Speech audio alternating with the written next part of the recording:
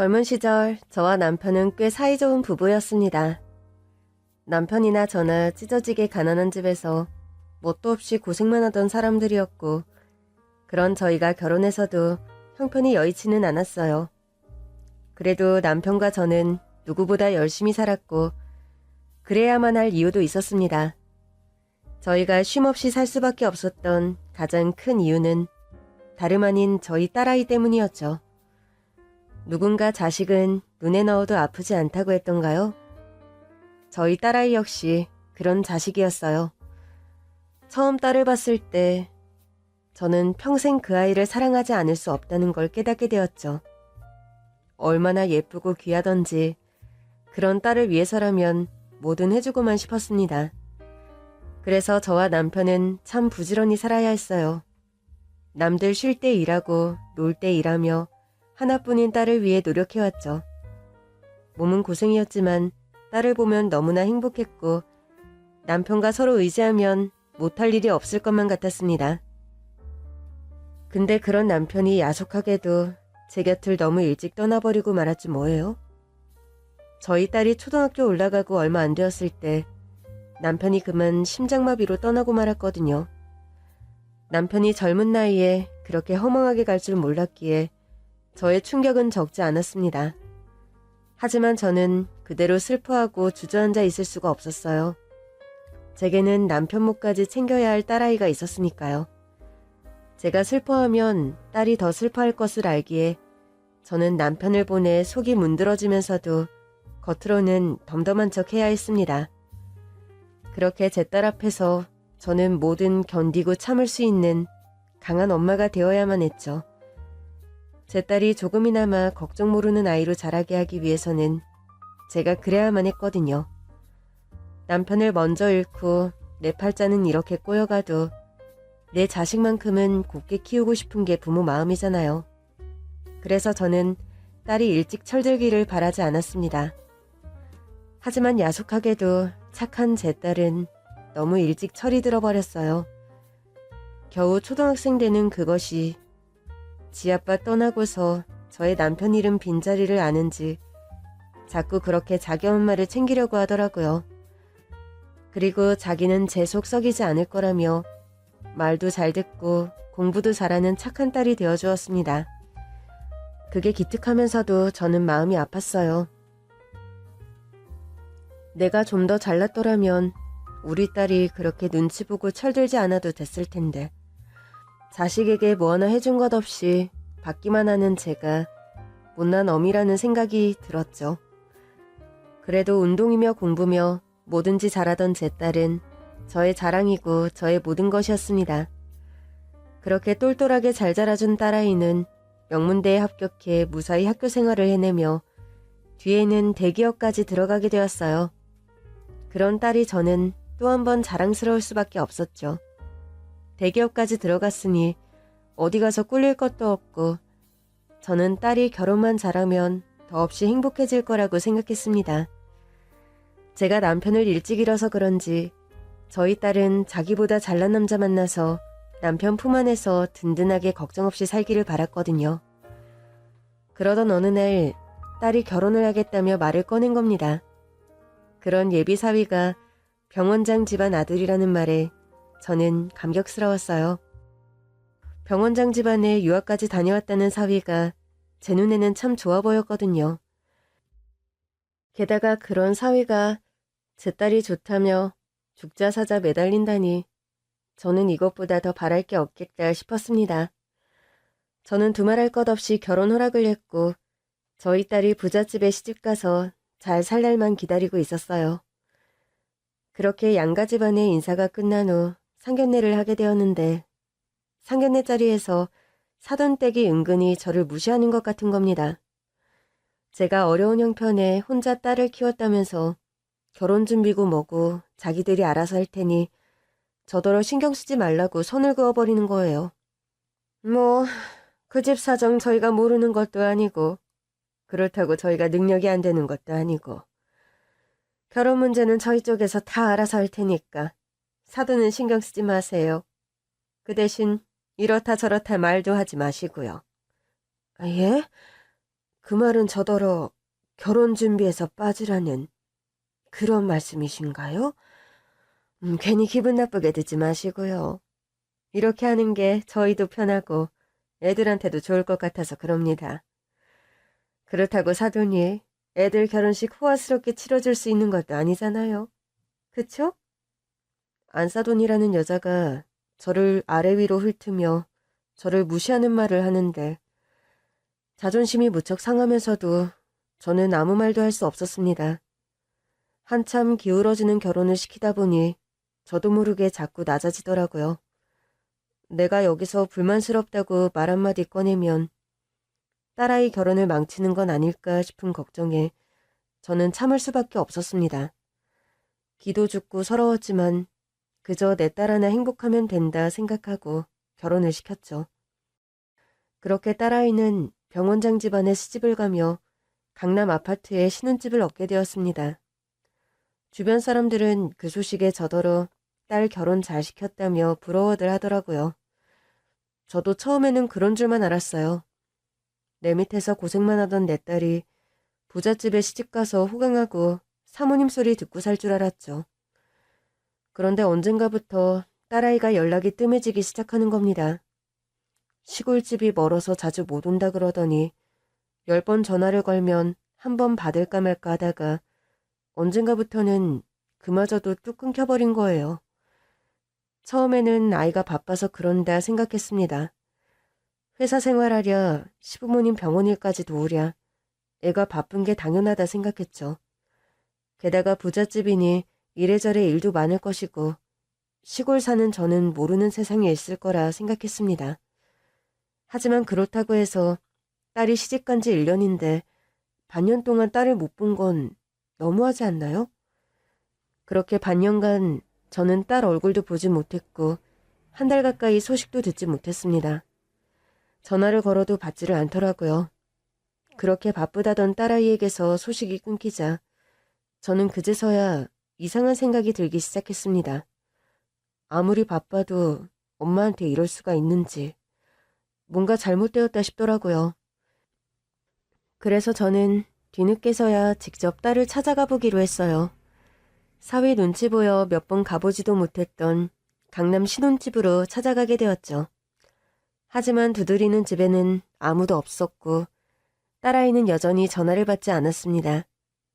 무슨 일이라도 있는 게 아닌지 발을 동동 구르던 제게 경비 아저씨가 이상한 말을 하시더라고요. 누구 찾아오셨어요? 저 여기 401호 사는 여자 엄마예요. 혹시 저희 딸 아세요? 그 병원장 며느리? 예, 맞아요. 저희 딸 아세요? 당연히 알죠. 근데 그 새댁은 어제 응급실 실려갔는데 아직 모르셨어요? 예? 응급실이라뇨? 그게 무슨 말이에요? 아니, 뭐 집에서 쓰러져서 구급차가 와서 실어갔는데 시부모님 병원으로 갔다 그랬나? 그래서 나는 식구들이 다 알고 있는 줄 알았죠. 딸아이가 쓰러져서 사돈 병원으로 실려갔다는 말에 저는 충격을 받을 수밖에 없었습니다. 대체 제가 못 본 사이에 딸에게 무슨 일이 있었던 건지 저는 서둘러 딸이 있을 병원으로 달려갈 수밖에 없었어요. 그런데 병원에서는 제가 찾아온 걸 알고 저를 못 들어가게 막더라고요. 내가 내 딸을 보러 왔다는데 왜 막는 건지 아무래도 사돈이 저를 가로막은 듯 했어요. 그래서 사위와 딸에게 다시 전화를 걸어봤지만 여전히 아무도 전화를 받지 않았죠. 결국 저는 딸을 만날 수 없었고 결국 다른 방법을 찾을 수밖에 없었습니다. 정문으로 들어가지 못하면 뒷문이라도 뚫어야겠다 싶었거든요. 그래서 저는 청소하시는 분들이 드나드는 뒷문을 찾아 몰래 숨어들 수밖에 없었어요. 아무리 그래도 내가 이 병원 병원장 사돈이고 우리 딸이 이 집 며느리인데 어떻게 이렇게 해야 하나 참 기가 막혔습니다. 하지만 저는 그렇게라도 해서 병원으로 들어갈 수밖에 없었어요. 나를 못 들여보낸다는 것에 내 딸에게 무슨 일이 생겼음을 확신했거든요. 그렇게 저는 몰래 잠입을 할 수 있었고, 그러자 병실에는 골병이 들어 누워있는 딸아이가 있었습니다. 사위는 어디 갔는지 아무도 없고 야위고 애처로운 저희 딸만 누워있더라고요. 그렇게 오랜만에 딸을 만난 저는 딸에게 물을 수밖에 없었습니다. 윤정아, 너 여기 있어. 대체 그동안 무슨 일이 있었던 거야? 그 집에서 뭘 어쩌고 지냈길래 쓰러져서 입원까지 해. 아니 왜 그 예쁘고 맑던 애가 다 죽어가고 있어. 엄마, 나 너무 힘들었어. 너무너무 무섭고 힘들었다고. 아유, 이거사. 부잣집에 시집갔으면 잘 먹고 잘 살아야지. 어쩐다고 이렇게 된 거야. 연락도 안 되고 소식도 없고. 엄마가 얼마나 걱정했는 줄 알아? 그래서 이제 엄마 왔으니까 말 좀 해봐. 귀한 딸 예쁘게 결혼시켜 시집 보내놓고 잘 살고 있는 줄만 알고 그렇게 살아왔는데 잘 살 거라 믿었던 딸의 몰골이 처참한 것을 보며 저는 그간 딸에게 무슨 일이 있었다는 걸 느낄 수밖에 없었어요. 대체 무슨 일이 있었던 건지 다그쳐 묻는 제 앞에서 딸아이는 눈물만 흘릴 뿐이었습니다. 그런 아이를 꼭 안아주며 달래던 저는 한참 만에야 그동안 제 딸에게 무슨 일이 있었던 건지를 듣게 되었습니다. 알고 보니 딸아이의 결혼이 거의 사기에 가까웠더라고요. 잘난 사위가 성격도 인성도 잘난 줄만 알았던 제 생각과 달리 사위는 재활용도 안 될 쓰레기였습니다. 이런 말 엄마한테 하면 엄마가 걱정할까봐 그래서 말 못했는데 나 그동안 남편이랑 시댁에서 많이 고통받았어. 그 사람들이 나를 너무 괴롭혀대서 정말 죽고 싶었어. 생각해보면 처음부터 뭔가 잘못되었던 것 같아. 남편이라는 사람이 연애할 적부터 집착이 좀 심했거든. 맨날 어디 있냐, 어디서 뭐하냐, 누구랑 있냐 그런 걸 궁금해하고 따져묻곤 그랬어. 조금 과하다 싶었고 숨 막힐 때도 있었지만 그때는 그냥 나 너무 좋아해서 그런 줄만 알았어. 내가 얼마나 걱정되면 이럴까 싶어서 싫다는 소리도 못했었는데 근데 그렇게 집착이 있던 남편이 결혼해서는 점점 더 심해진 거야. 신혼여행지에서부터 본색을 드러내더라. 엄마한테 전화하려고 잠깐 자리를 비웠었는데 그걸 보고는 내가 누구를 만났다고 의심을 하는지 어디 가서 누구랑 노닥거렸냐고 막 따지는 거야. 내가 엄마랑 전화한 거라고 목록을 보여주기까지 했는데도 나를 안 믿었어. 그러고는 내가 벌써부터 바람을 핀다느니 딴짓거리 하려고 그런다느니 뭐 자기를 이용하려고 결혼했다느니 그런 말도 안 되는 소리 하면서 나를 괴롭히는데 잘못한 게 없는데도 그렇게 난리치는 남편을 보니까 미안하다고 잘못했다고 할 수밖에 없었어. 내가 사과하지 않으면 절대로 나를 용서하지 않을 것 같았거든. 아니, 네가 왜 그런 소리를 해? 네가 뭘 잘못했다고 사과를 했어? 그런 일이 있었으면 그냥 다 때려치우고 엄마한테 왔어야지. 신혼여행 갔다가 바로 집으로 오지 그랬어. 그때는 잠깐일 줄 알았어. 그냥 이 사람이 결혼 준비한다고 피곤해서 예민해졌나 보다. 그렇게 생각했지. 계속 그런 일이 있을 거라고는 상상도 못했거든. 근데 그게 시작이었던 거야. 신혼여행지에서부터 남편은 나를 감시하고 곁에 두려고 했어. 내가 아무한테도 연락도 못하게 하고 길 가다가 누구랑 눈 마주치는 것조차도 싫어하더라. 그리고는 신혼여행에서 돌아오자마자 회사를 그만두게 했어. 뭐라고? 회사를 그만두게? 아니, 잘 다니던 회사를 왜? 네가 거기를 어떻게 들어갔는데? 아유 세상에, 아유 나 무슨 말이야. 나는 그것도 모르고 네가 회사 생활하느라 바빠서 엄마한테 연락도 없는 줄 알았더니 미안해, 엄마. 엄마한테는 말하고 싶었는데 나도 차마 내 입으로 그 말을 할 자신이 없었어. 애초에 내 의지로 그만둔 것도 아니었으니까.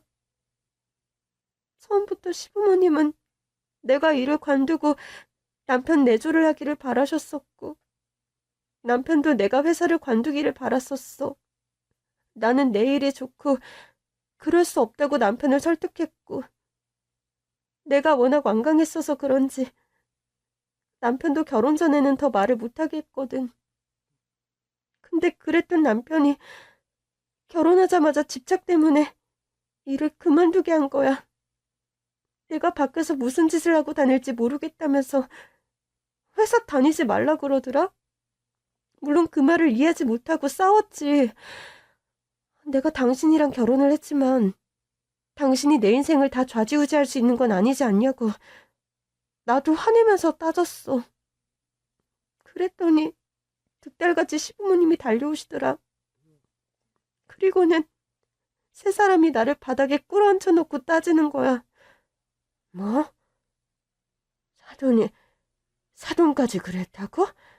아니, 자기 아들이 잘못해서 그런 일이 벌어졌으면 아들을 혼내야지. 왜 죄 없는 내 딸을 혼을 냈어?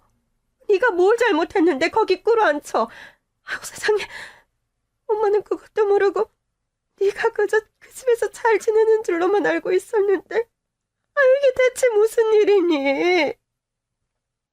나도 시부모님이 그 상황에서 내 편을 들어주실 거라고 생각했어. 회사 일 정도는 내가 결정할 수 있는 일이라고 생각했고, 남편의 집착이 잘못됐다고 하실 줄 알았는데 그분들은 상식이 있는 사람들이 아니었어. 오히려 나더러 부잣집에 시집 오면서 그 정도 각오도 안 했느냐. 니깎게 회사 다니면서 돈 벌어봐야 뭐 얼마나 번다고 그러니 하면서 나를 무시하고 협박하는 거야. 말 안 들으면 지금이라도 당장 쫓아내겠다고 말이야. 가난한 집구석에서 자라서 그런지 세상 물정을 모르는 것 같다면서 엄마랑 나를 갈보고 비웃는데 그게 너무 마음이 아프고 끔찍해서 아무 말도 안 나왔어. 내가 왜 이런 말을 듣고 있어야 하나 생각하면서도 반박할 말이 생각나지 않더라? 그 인간들이 감히 내 딸한테 이럴 수 있는 거니?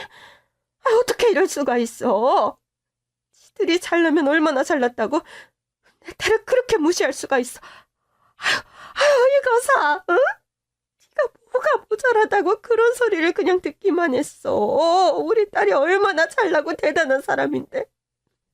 해준 것 하나 없는 부모 밑에서 이만큼 잘 자란 네가 왜 그런 꼴을 당해야 해? 왜 너같이 똘똘한 애가 그런 꼴을 그냥 참았어? 어? 나도 마음 같아서는 엄마한테 쪼르르 달려가고 싶었지. 남편이 아무래도 이상하다고, 이대로는 못 살겠다고 엄마한테 다 말하고 그러고 싶었어. 근데 내가 염치가 있지 어떻게 엄마를 찾아가겠어. 그게 무슨 소리야. 왜 나를 못 찾아와. 내가 결혼할 때 엄마 많이 속상해했잖아. 상견례 자리에서 그 무시를 당하고도 웃던 엄마가 속이 어땠을지 나라고 몰랐겠어? 상견례하고 왔던 그날 밤 엄마 혼자 몰래 술 마시던 거 나도 봤어. 술 취해서 엄마가 넋두리 하던 것도 다 들었고, 해준 것 하나 없어서 미안하다고 그런 집에 시집이라도 가서 잘 살으라고 하던 말을 내가 어떻게 잊어버릴 수가 있겠어? 너 그걸 다 들었어? 아니 그건 그냥 내가 못난 부모라서 한탄한 거지. 그렇다고 네가 김서방한테 그런 꼴 참을 필요가 뭐가 있어? 이 미련한 거사. 지금 와서 생각해보면 그때 차라리 결혼을 엎었어야 하는 건데, 그때는 내가 그 집에 시집가면 나도 엄마도 행복해질 줄 알았어. 남들 부러워하는 부잣집에 시집가서 작은 사모님 소리 들으면서 살면 우리도 행복해질 거라고 믿었다고. 그래서 남편의 집착에도 엄마 가슴에 대못 받고 결혼했으니 잘 사는 모습이라도 보여주고 싶었어. 그러게. 엄마가 이렇게 속상해할 걸 나도 알고 있었는데 그때는 내가 너무 바보 같았던 거지. 엄마 말대로 그 인간들이 얼마나 잘난 사람들이라고. 내가 그렇게 기죽고 굽혔는지 모르겠어. 그때는 그냥 시부모님 심기 거스르지 않고 남편 뜻대로 하는 게 내가 잘 사는 길이라고 생각했었나 봐. 어쩌면 그때부터 나는 조금씩 가스라이팅 당했던 것 같아. 게다가 시부모님은 남편 말만 들으시고 내가 못됐다 잘못했다 하시니까 내가 더 주눅이 들었던 거지. 잘못한 것도 없는데 자꾸 잘못했다고 하다 보니 내가 정말 뭐라도 잘못한 것 같이 느껴지는 거야. 남편은 나를 회사도 못 나가게 하고 혼자서는 밖으로 나가지도 못하게 했어. 내가 밖에서 무슨 짓을 하고 다닐지 마음이 안 놓인다면서 집에만 있게 하더라고. 도망이라도 가고 싶었지만 남편이 감시하고 있어서 도망도 칠 수가 없었어. 게다가 그런 아들 편 들어주는 시부모님이 매일같이 나를 찾아와서 괴롭히시니까 거기에 지쳐서 도망갈 기운도 없었고, 그럴수록 그 사람들은 나를 괴롭히고 못살게 굴고 그래서 이렇게 된 거야, 엄마. 엄마한테는 정말 죄송해요. 엄마 생각해서라도 내가 잘 견디고 이겨냈어야 하는 건데 내가 못난 딸이라 엄마한테 결국 이런 못난 꼴을 보여주게 됐어. 저는 그저 제 딸이 부잣집에서 누릴 거 다 누리며 행복하게 살고 있을 줄 알았는데 현실은 그게 아니었던 겁니다. 지들이 병원장 집안이면 그런 거지. 그걸로 사람을 무시하고 그렇게 괴롭혔다고 하더라고요. 게다가 사위라는 놈은 집착이 심해서 의처증까지 있었고 아무 잘못한 것도 없는 제 딸이 어디 나가서 바람이라도 피고 다니는 것 마냥 말을 하며 제 딸을 죄인처럼 취급한 겁니다. 그래서 그런 제 딸을 묶어두기 위해 열심히 일하던 직장도 그만두게 하고 다른 사람들과 심지어 저와도 연락도 하지 못하게 하며 집안에 가둬두고 살았던 거죠. 그렇게 딸아이는 집착하는 남편에게 시달리고 그런 아들을 감싸는 시부모에게 구박받으며 하루하루 시들어갈 수밖에 없었습니다. 나이 들어서도 젖살이 덜 빠진 듯 통통한 볼이 탐스러웠던 딸아이가 결혼한 지 1년 만에 반쪽이 되어 다 죽어가고 있더라고요. 딸아이의 병명이 극심한 우울증과 영양실조라고 하더라고요. 음식이 넘쳐서 썩거나 버리는 요즘 세상에 영양실조라니. 저는 도저히 믿어지지 않았습니다. 그 역시 딸아이는 다 시댁 식구들 때문이라고 했어요. 하도 사람을 못살게 굴어대니 음식을 넘길 힘도 삼킬 생각도 들지 않았다고 하더라고요.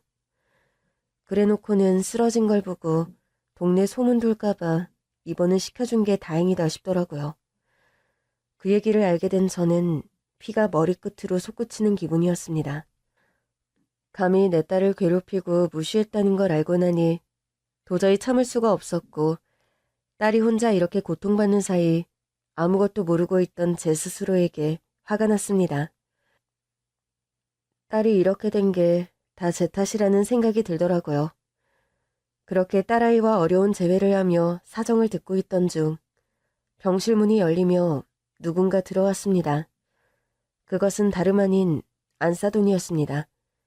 내 새끼 이 지경으로 만들고 무슨 면목이 있는지 그 여자가 병원까지 찾아왔더라고요. 어머, 사돈이 와 계셨네요? 안녕하세요. 우리 오랜만이네요. 그러고 보니 애들 결혼하고서 처음인가요? 어떻게 잘 지내셨어요? 저는 그 여자를 보자마자 당장이라도 달려들어 머리스를 잡고 싶었죠. 하지만 그 전에 들을 말이 있었습니다. 대체 내 딸에게 왜 이렇게까지 했는지, 내 딸이 뭘 그렇게 잘못한 건지 알고 싶었거든요. 그래서 먼저 대화라도 해봐야겠다 생각했습니다. 그 사람도 인간이라면 내 딸을 그 꼴로 만들고 저한테 미안하다고 잘못했다고 말할 줄 알았거든요. 그런데 그 여자는 아무것도 모르는 것처럼 제게 오랜만이라며 인사를 건네더라고요. 내 딸을 이 꼴로 이 지경으로 만들어 놓고도 지들끼리 잘 먹고 잘 산 듯 때 깔고 온 그 여자는 아무 잘못도 한 적 없는 것처럼 굴었습니다. 지금 뭐라고요? 안녕하느냐고요? 잘 지냈냐고요? 지금 당신이 나한테 그런 걸 물을 때입니까? 내 앞에서 잘못했다고 미안하다고 무릎 꿇고 빌어도 시원찮을 판국에 어떻게 나한테 그런 말을 물을 수가 있어요? 그것도 만신창이 된 내 딸 앞에서. 아니, 왜 화를 내고 그래요? 어이가 없네 정말.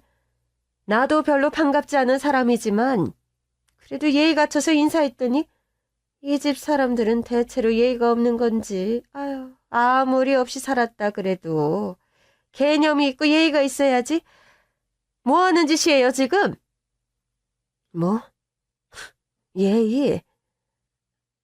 아니 지금 내 딸 꼴이 이런 꼴인데 내가 당신한테 예의 차리게 생겼어요? 내 딸 이러고 있는 게 사돈 눈에는 보이지도 않습니까? 나 참 기가 막혀서 정말. 아니 사돈이 지금 나한테 화를 낼 상황입니까? 화를 내야 할 사람이 누구인데 누구 앞이라고 큰 소리를 내냐고 지금. 그리고 뭐? 나더러 무릎을 꿇고 빌으라고? 내가 왜 그래야 하는데? 그걸 말이라고 해요? 왜냐니? 내 딸 이렇게 만든 거 당신들이잖아.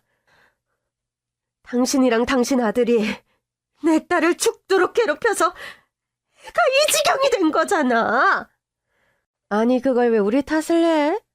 우리는 그냥 애가 쓰러졌길래 우리 병원에 입원시켜줬을 뿐이에요. 고마운 줄 알아야지. 어디다 따져 묻고 있어? 우리 집이 당신들처럼 그렇게 개차반인 줄 아나? 이거 아유 급도 안 되는 것들 사돈이라고 좀 맞춰줬더니 지들 주제를 모르는 모양이네? 이보세요. 지금 당신이 나한테 따질 분위기가 아니야. 여기가 어디라고 감히 따지고 있어? 오히려 따져야 하는 건 내 쪽이지? 내가 정말 어이가 없어서 진짜. 뭐라? 아니 당신이 뭔데 나한테 따진대? 이 사람이 지금 무슨 소리 하는 거야? 애를 얼마나 괴롭혀댔길래 그 건강하던 애가 우울증에 영양실조까지 왔대요. 부잣집이라고 그렇게 자랑하고 사람을 무시하더니 그쪽에서 다 알아서 호강시켜주겠다 그러더니 그 결과가 이런 거냐고요. 애가 다 죽어가고 있는데 이렇게 만들어 놓고도 미안하다는 소리가 도저히 안 나옵니까? 당신네들 부자 자존심이 그런 거요. 남의 자식 다 죽여놓고도 미안할 줄 모르는 양심이 사람입니까? 뭐? 양심? 자존심? 아유, 배일도 없는 것들이 어디 나한테 따지고 들어? 남편도 없이 혼자 밑바닥 구르면서 자식 키운 주제에 어디 병원장 사모님한테? 그리고 나야말로 따지고 싶네. 자기 딸이 이렇게 된 걸 왜 나한테 물어? 오히려 내가 묻고 싶은 말이야. 아니, 애를 어떻게 키웠길래 애가 이렇게 약하고 피리비리해? 혼자 어렵게 키웠다더니 제대로 못 키운 거 아니에요?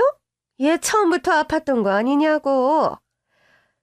지금 내 딸이 아픈 게 원래 그랬던 거다 이 말이 하고 싶은 겁니까?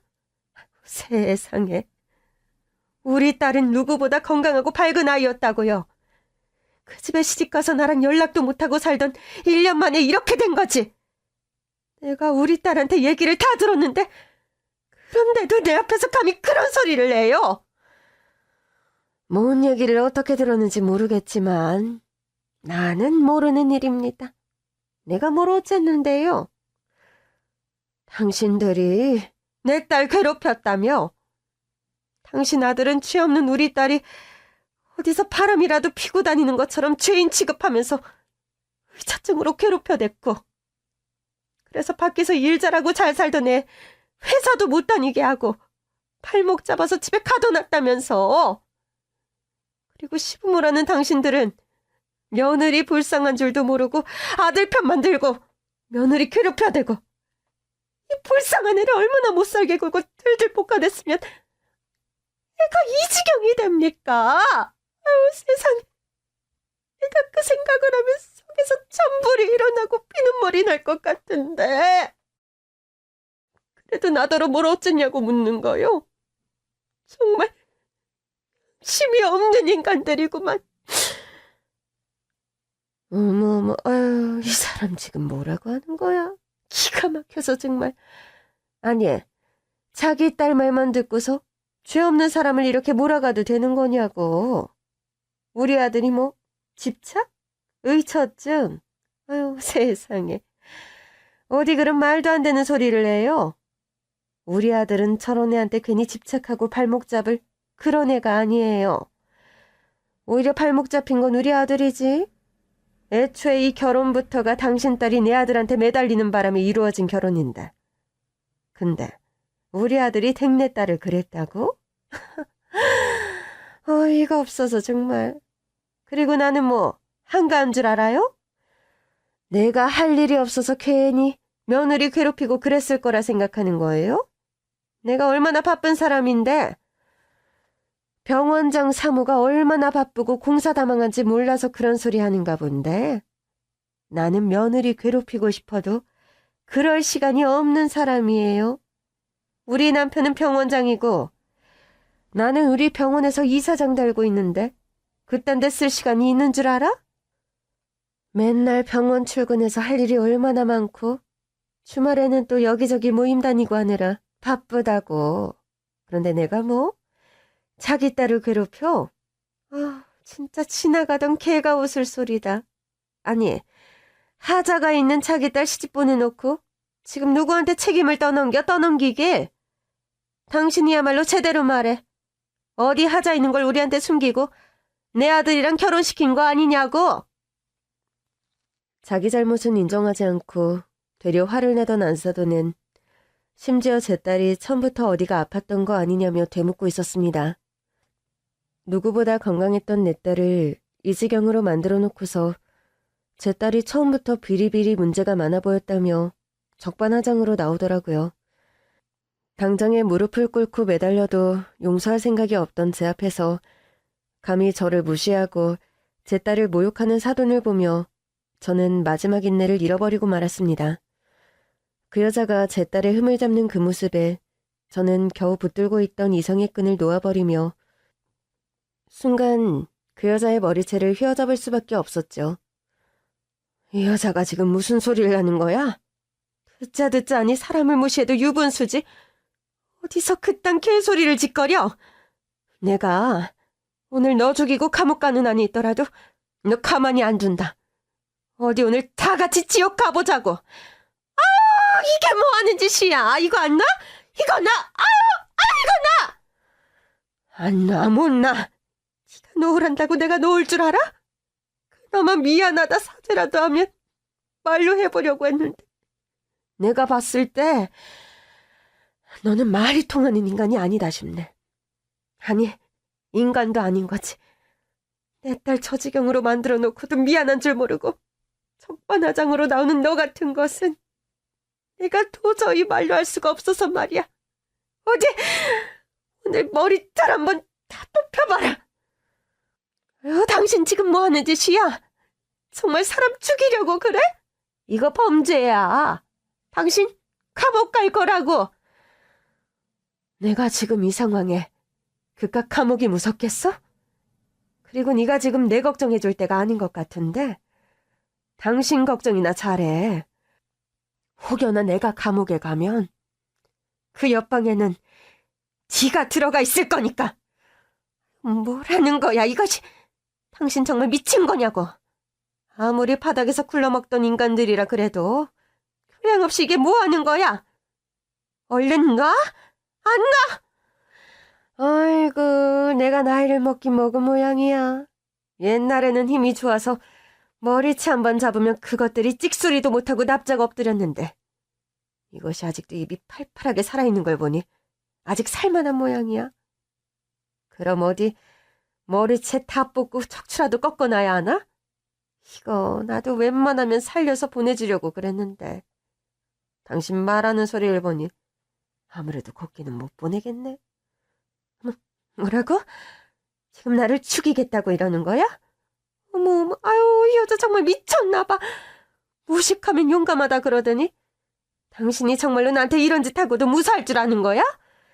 당신 이러다가 진짜 깜빵 가. 콩밥 먹는다고. 당신 딸 걱정을 그렇게 하면서 진짜로 평생 딸 자식 얼굴 안 보고 살고 싶어서 이래? 당신 진짜 다 포기한 거냐고, 이 미친 여자야! 입 다물어, 이거사. 지금 미친 것이 누군데? 누구더러 미쳤다 어떻다는 거야? 그래, 나 미쳤다. 아주 눈이 돌아버렸어. 그러길래 니들 왜 내 딸 그렇게 괴롭혔니? 너도 자식 낳아서 길러봐서 알겠지만 자식 일에 눈 돌아버리는 게 부모 마음이야. 세상 천재 어떤 부모가 자기 자식이 이런 꼴을 당했는데 그냥 넘어갈 수가 있겠어? 그럼 개차반 같은 클러먹은 자식도 끼고 돌고 감싸는 너 같은 부모가 있는데 내 딸이라고 지 편 들어줄 부모 하나 없는 줄 알았어? 내 딸이 고아도 아닌데 왜 니들한테 이런 취급을 받아야 하냐는 말이야. 나는 우리 딸 아버지 없이도 모자란 것 없이 키우고 싶었어. 그래서 혼자서 손발 닳도록 개고생하면서도 힘든 줄 몰랐고 아쉬운 것 없었어. 그렇게 오매불망 애지중지하면서 얼마나 곱게 키운 내 새끼인데 그런 내 자식한테 감히 그런 짓들을 하고도 무사할 거라 생각한 거야? 아유, 나 죽네. 이 무식한 것이 사람 죽이려고 지금 만장을 냈네. 야, 너 진짜 내가 가만히 안 둘 거야. 당신 경찰에 고발해서 평생 딸 자식 못 보고 살게 해줄 거라고. 어디 그럴 수 있으면 그래봐. 그것도 여기서 살아나가야 할 수 있는 거지. 여기서 쥐도 새도 모르게 죽어버리면 어디 가서 신고할 건데? 내가 지금 아주 눈이 돌아버렸거든? 근데 당신을 곱게 살려 보내줄까? 응? 어떻게 생각해? 뭐야, 당신 정말 나를 어떻게 하려고 그러는 거야? 아유, 미쳤어. 아유, 살려주세요. 이봐요. 아유, 사람 좀 살려줘요. 당신들이 아주 잘나고 대단한 줄 아는 모양인데 그런 것도 죽으면 다 소용없는 거야. 뭐 당신이 지금이야 병원장 사모고 이사장 한다고 저승 가서도 병원 운영하겠어?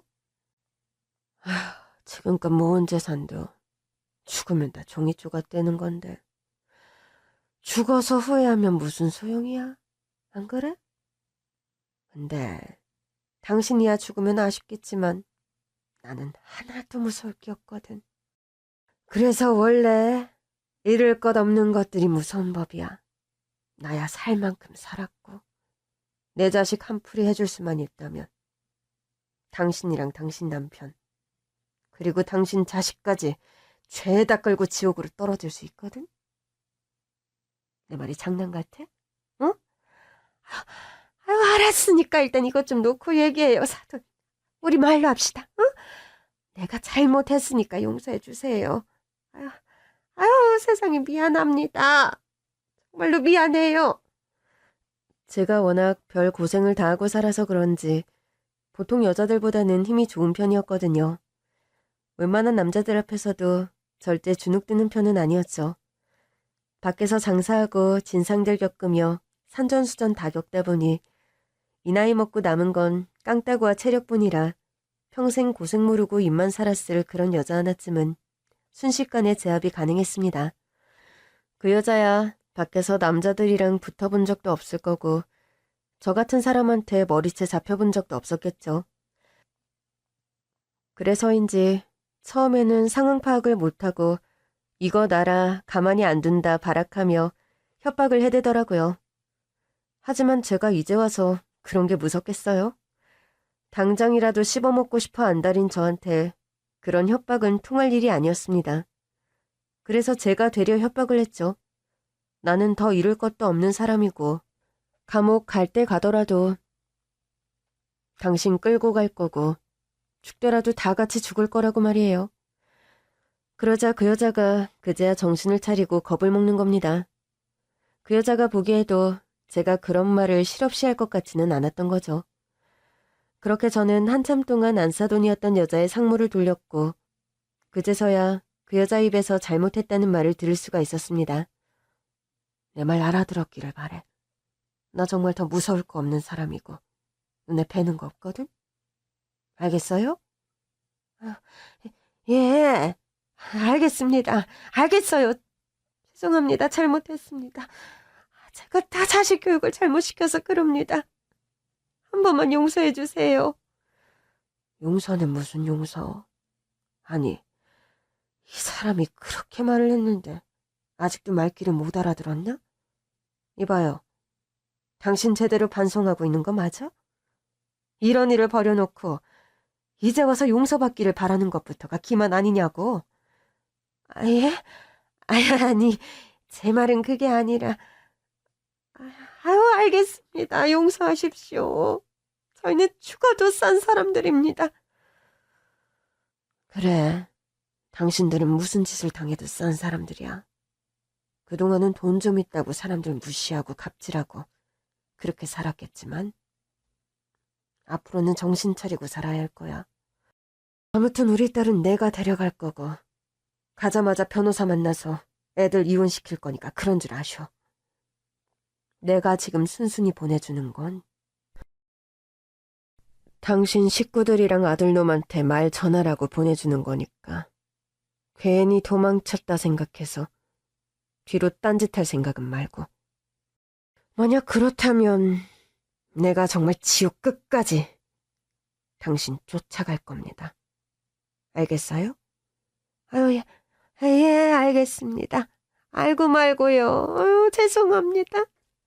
이혼은 저희가 최대한 배려해서 진행할 테니까 걱정하지 마세요.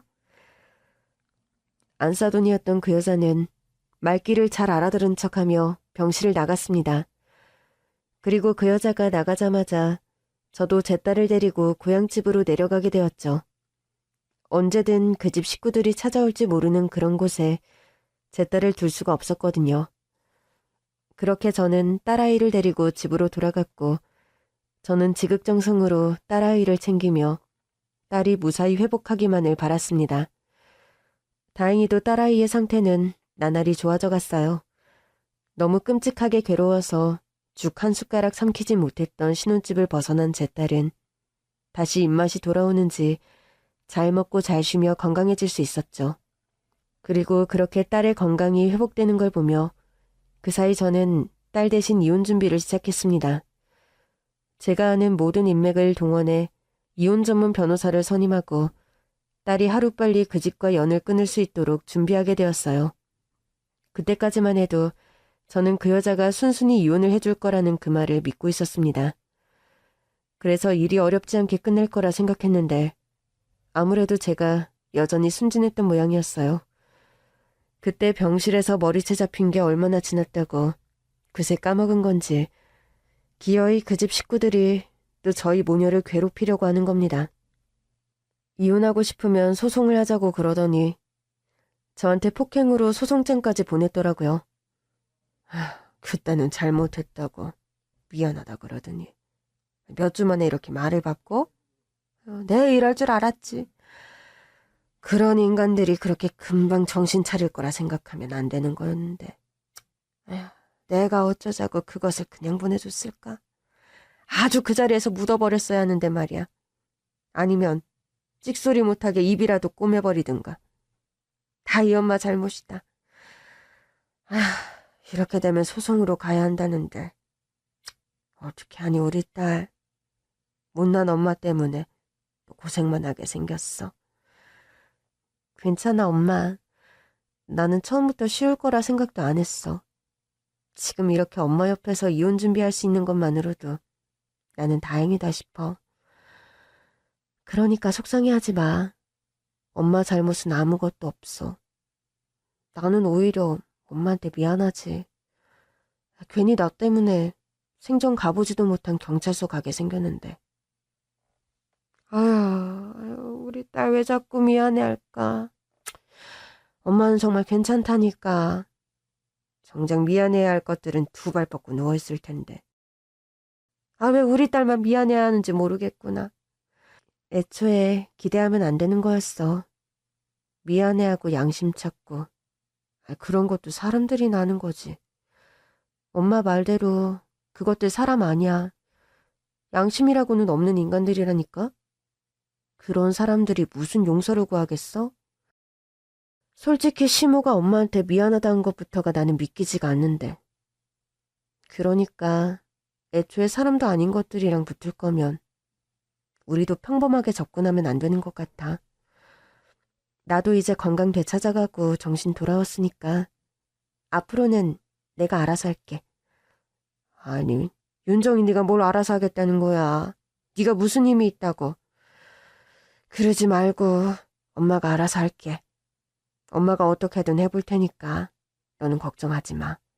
뭐 정 안 되면 휘발유라도 들고 그 집 찾아가야지. 됐어. 이미 엄마 앞에서 못난 꼴 그렇게 보였는데 내가 또 엄마 고생시켜야겠어? 이제 더 이상 엄마는 나서지 마. 그동안은 내가 얼빠져 있어서 아무것도 못했지만 나 원래 잘하잖아. 공부도 운동도 잘하던 똘똘한 딸이었잖아. 그러니까 내가 해결할게요. 불 질러봐야 집은 다시 지으면 그만인 건데.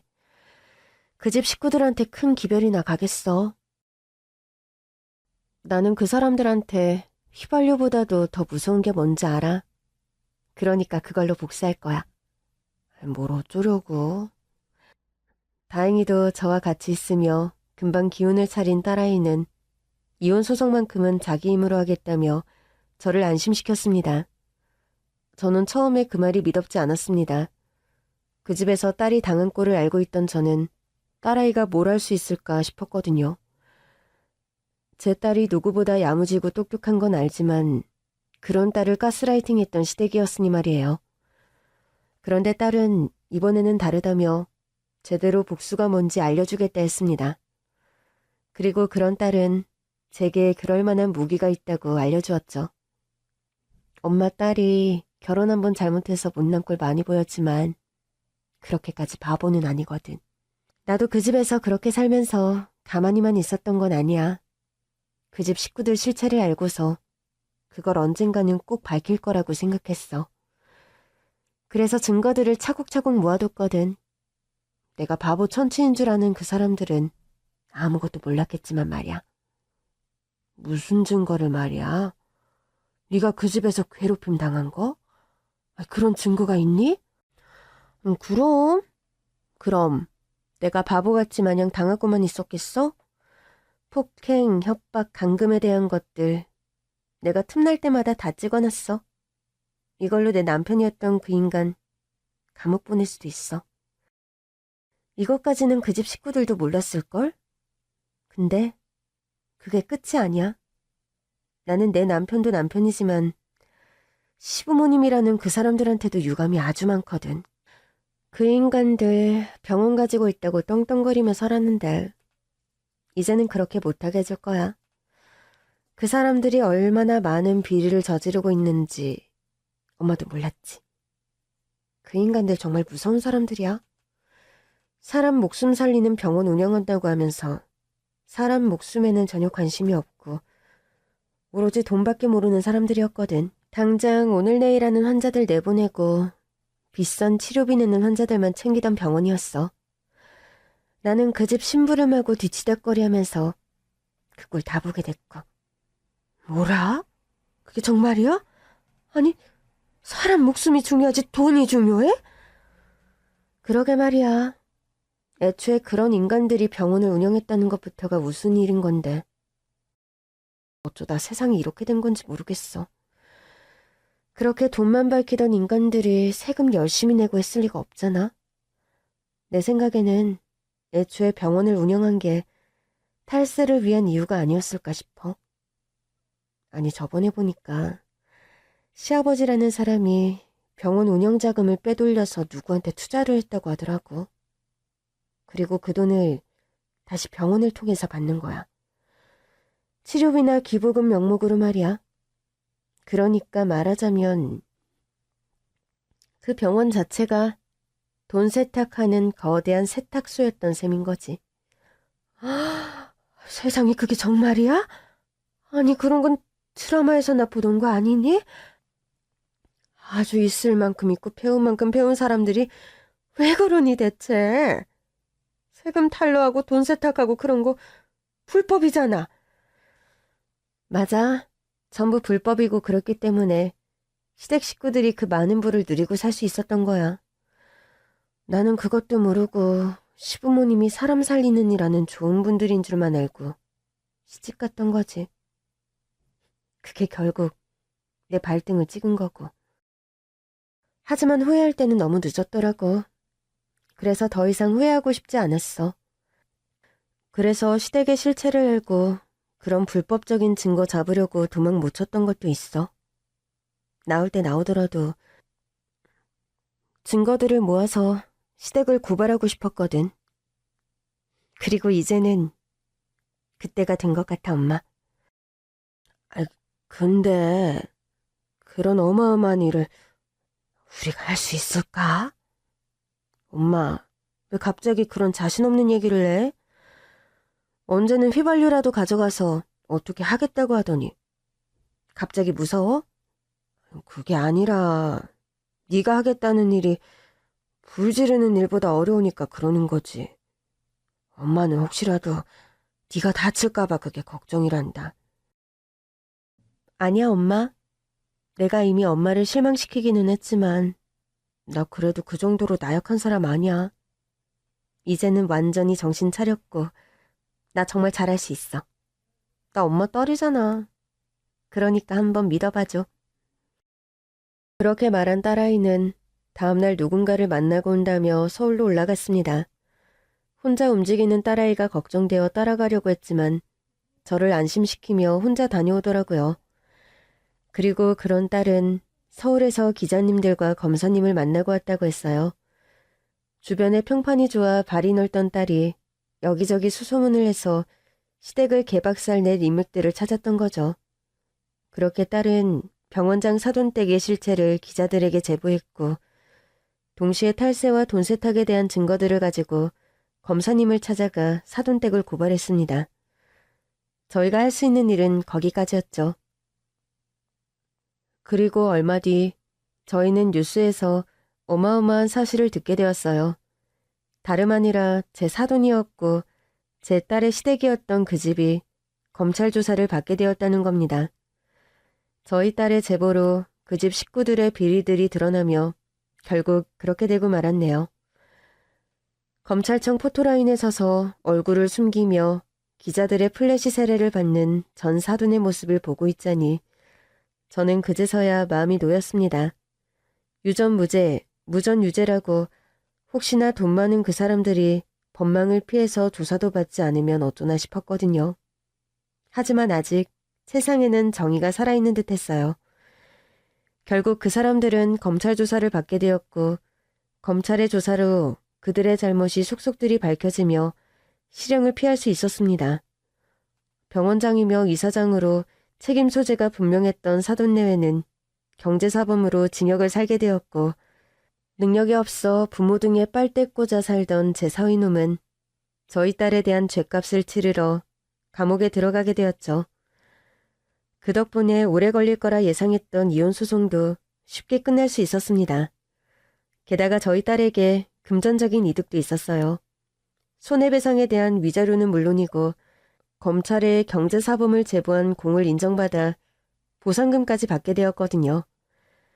그렇게 악인들은 죗값을 치르게 되었고 저희 딸은 고생한 대가를 받으며 저희 모녀는 다시 평범하고 평화로운 일상으로 돌아가게 되었습니다. 딸아이는 한동안 정신과를 다니며 우울증 치료를 받아야 했지만 금방 이겨내고 다시 옛날의 밝고 명랑한 딸의 모습을 되찾게 되었어요. 다시 회사로 복귀를 할 수도 있었고요. 덕분에 저희는 지금 누구보다 행복하게 살고 있습니다. 이런 저희 모녀의 행복한 일상을 축복해 주시기를 바라며 제 이야기는 여기서 마치겠습니다. 여러분들도 진정한 행복을 누리셨으면 좋겠습니다. 감사합니다.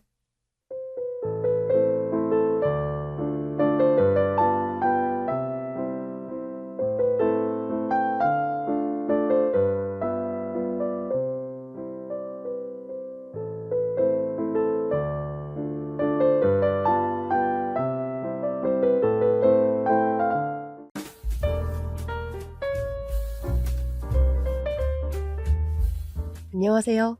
저는 남편과 사별하고 신발 장사로 한평생 살아온 60대 여자입니다. 신발 도매상들이 모여있는 동대문 신발 골목에서 제 가게를 운영한 지 30년이 넘었죠. 남편 없이 여자 혼자 힘으로 죽을 힘을 다해 일군 사업이 제법 잘 돼서 돈도 많이 벌었습니다. 서울 한복판에 있는 노른자 땅에 4층짜리 건물도 하나 올렸죠. 제 속사정을 모르시는 분들은 저를 보고 돈 걱정 없이 편안하게 노후를 보낼 수 있어 좋겠다고 많이들 부러워하시는데요. 사실 저는 돈이 아무리 많아도 아무런 기쁨도 보람도 없는 사람입니다. 억만금을 줘도 안 아까울 제 아들을 하늘로 먼저 떠나보냈기 때문이죠. 하나뿐인 제 아들은 결혼하고 10년 만에 얻은 정말 귀하디 귀한 자식이었습니다. 아이가 7살 되던 해 남편이 간암으로 세상을 뜬 후에는 아들은 저의 유일한 가족이자 희망이자 버팀목이자 제가 살아갈 이유가 되어 늘 제 곁을 든든하게 지켜주었죠. 우리 아들이 얼마나 대단한 아들이냐면요. 넉넉지 못한 형편에 학원은커녕 제대로 된 책상 하나 없이 지엄마 신발가게 한 구석에 쪼그리고 앉아 공부하고도 전교 1등을 도맡아 수재 중의 수재입니다. 못 배우고 가진 것 하나 없는 부모 손에 자랐어도 우리나라 최고 대학이라는 서울대학교에 한 번에 척 붙은 자랑스러운 아들이죠. 근데요, 우리 아들이 그냥 머리만 똑똑한 애였으면 이렇게 자랑을 늘어놓지도 않았을 겁니다. 우리 애는 머리가 좋은 것뿐만 아니라 마음까지도 착했어요. 억척스러운 엄마 밑에서 어떻게 그렇게 심성고운 아이가 태어났는지 이제껏 단 한 번도 제 말을 거스르거나 고집을 부린 적도 없었어요. 근데 그런 아들이 엄마보다 먼저 세상을 떠나고 만 거죠. 모든 건 그 여자애 때문이었어요. 착한 내 아들을 홀려서 죽음에까지 이르게 한 내 아들의 여자친구 말입니다. 그 여자애는 처음부터 마음에 들지 않았어요. 아들을 만나려고 아들이 아르바이트하는 카페를 찾아갔다가 그 애를 처음 만나게 되었는데요. 처음부터 당돌하고 대바라지기가 한이 없더라고요. 아들, 엄마 왔어. 여기까지 뭐하러 오셨어요? 너 걱정돼서 왔지. 공부할 시간도 부족할 텐데 뭐하러 이런 아르바이트를 해? 사회 경험 쌓는 것도 좋지만 공부가 우선이지. 요즘 엄마도 돈 잘 벌어. 네가 아르바이트 안 해도 우리 두 식구 하고 싶은 거 하면서 충분히 먹고 살 수 있다고. 아들이 대학에 들어간 이후부터 갑자기 사업이 잘 풀린 덕분에 우리 집은 말 그대로 고생 끝 행복 시작인 상황이었어요. 그런데도 아들은 자기 학비는 자기가 벌고 싶다고 공부하는 바쁜 와중에 카페에서 아르바이트까지 하겠다고 나선 겁니다. 그래도 힘들게 뭐하러 카페에서 일을 해? 알바를 하려면 차라리 과외 같은 걸 하지. 그때였어요. 웬 예쁘장하게 생긴 여자애가 불쑥 끼어드는 겁니다. 오빠는 저랑 같이 일하려고 여기 있는 거예요. 뭐? 아니 아가씨는 누군데? 남의 아들더러 오빠래? 어머니, 안녕하세요. 저 성훈 오빠 여자친구 건날이라고 합니다. 엄마, 미리 말씀 못 드려서 죄송해요. 사실 저 여자친구랑 같이 일하고 있어요. 알고 보니 아들이 일한다는 그 카페는 여자친구가 운영하는 카페라더군요. 제 아들은 그 여자애가 사장으로 있는 가게에서 일하고 있던 겁니다. 아직 나이도 어린 것 같은데 벌써 이렇게 번듯한 가게를 차리고 대단하네. 부모님이 도와주신 건가? 아빠는 안 계시고요. 엄마가 차려주신 거예요. 그런데 아들의 여자친구가 너무 놀랄만한 얘기를 하는 겁니다. 어머니, 저요. 앞으로 오빠랑 결혼해서 이 카페 둘이 같이 운영할 거예요. 처음 보는 여자의 입에서 결혼 얘기가 나오니까 너무 당황스럽더라고요. 뭐? 결혼? 그런 얘기하기는 아직 너무 이른 것 같은데. 그리고 우리 아들은 생명공학 전공인데 무슨 카페 운영을 해. 지금 그런 얘기 나누는 건 너무 성급한 것 같은데. 앞으로 어떻게 될지도 모르고. 처음 보는 여자애랑 미래에 대한 구체적인 얘기까지는 나누고 싶지 않아서 저는 딱 잘라 선을 긋고 자리에서 일어서려고 했죠. 그런데 제 아들이 그 여자의 편을 들고 나서는 겁니다. 엄마, 나리 말이 맞아요. 우리 결혼하기로 약속했어요. 그리고 둘이서 같이 이 카페 운영해서 크게 키워보려고요. 그게 무슨 소리야? 공부는 어쩌고? 공부를 계속하는 게 제 인생에 별 의미가 없을 것 같아요, 엄마. 사실 학교도 그만두려고 해요. 뭐? 그 어렵게 들어간 학교를 그만둔다고? 고작 여자 하나 때문에? 석사 박사 따고 유학도 다녀온다며? 생명공학 공부해서 교수 된다며? 그게 네 꿈 아니었어? 고정하세요, 엄마. 살면서 꿈은 얼마든지 바뀔 수 있는 거잖아요. 그래서 지금 네 꿈이 교수에서 커피 장사로 바뀌었다는 거니? 네, 그냥 날이랑 둘이 소박하고 행복하게 살고 싶어요. 그날 무슨 정신으로 집까지 왔는지 모르겠습니다. 쳐다보기도 아까운 귀한 내 아들이 고작 여자애한테 홀려서 공부고 뭐고 다 때려치우겠다고 하니 지금까지 살아온 인생 자체가 통째로 무너져 내리는 것처럼 허무하고 비통한 심정이더군요. 누구보다 믿었던 내 아들이 이렇게 어리석은 선택을 할 줄은 꿈에도 생각을 못했습니다. 저는 그날로 식음을 전폐하고 드러누웠죠. 처음으로 가게도 며칠 문을 닫았어요. 제가 못 일어나고 있으니까 아들이 걱정이 됐는지 와서 들여다보더군요. 엄마, 괜찮으세요? 내가 지금 괜찮게 생겼니? 하나뿐인 아들이 서울대를 때려치우고 카페에서 커피나 타면서 살겠다고 하는데. 성훈아, 다시 잘 생각해봐. 너 정말 어리석은 판단을 하고 있는 거야. 나중에 후회할 거다. 사랑, 지금은 젊은 혈기에 영원할 것 같아도 그것처럼 짧고 허망한 감정도 없다. 엄마, 저는 앞만 보면서 달리는 삶에 지쳤어요. 공부하고 경쟁하고 평가받고 대학 가고 대학원 가고 석사 박사 따고 교수 되면 그 다음은요? 그거 다 하고 나면 행복해지나요? 아들의 절규에 가까운 얘기에 저는 아무 대답도 할 수 없었습니다. 말은 안 했지만 그동안 부모 도움 없이 혼자서 공부하느라 많이 힘들었던 모양이더군요. 엄마, 전 그냥 사랑하는 사람이랑 저만의 행복을 찾고 싶은 거예요. 저 이날 이때껏 단 한 번도 엄마 뜻 거역한 적 없어요. 그러니까 이번만큼은 제 뜻대로 하게 해주세요. 제 인생이잖아요. 아들이 이렇게까지 이야기하는데 더 이상 반대를 할 수도 없더군요.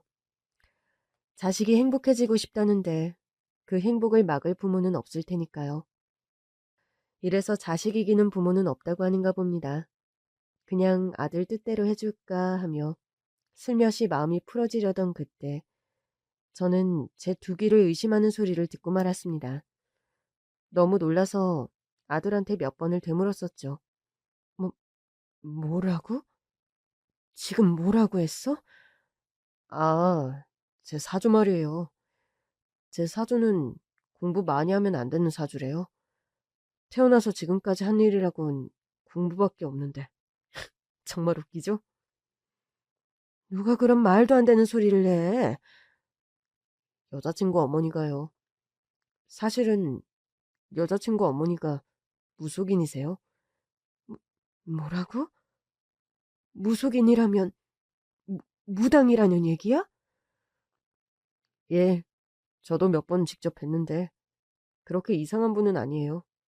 그냥 평범하세요. 지금 그걸 말이라고 하는 거니?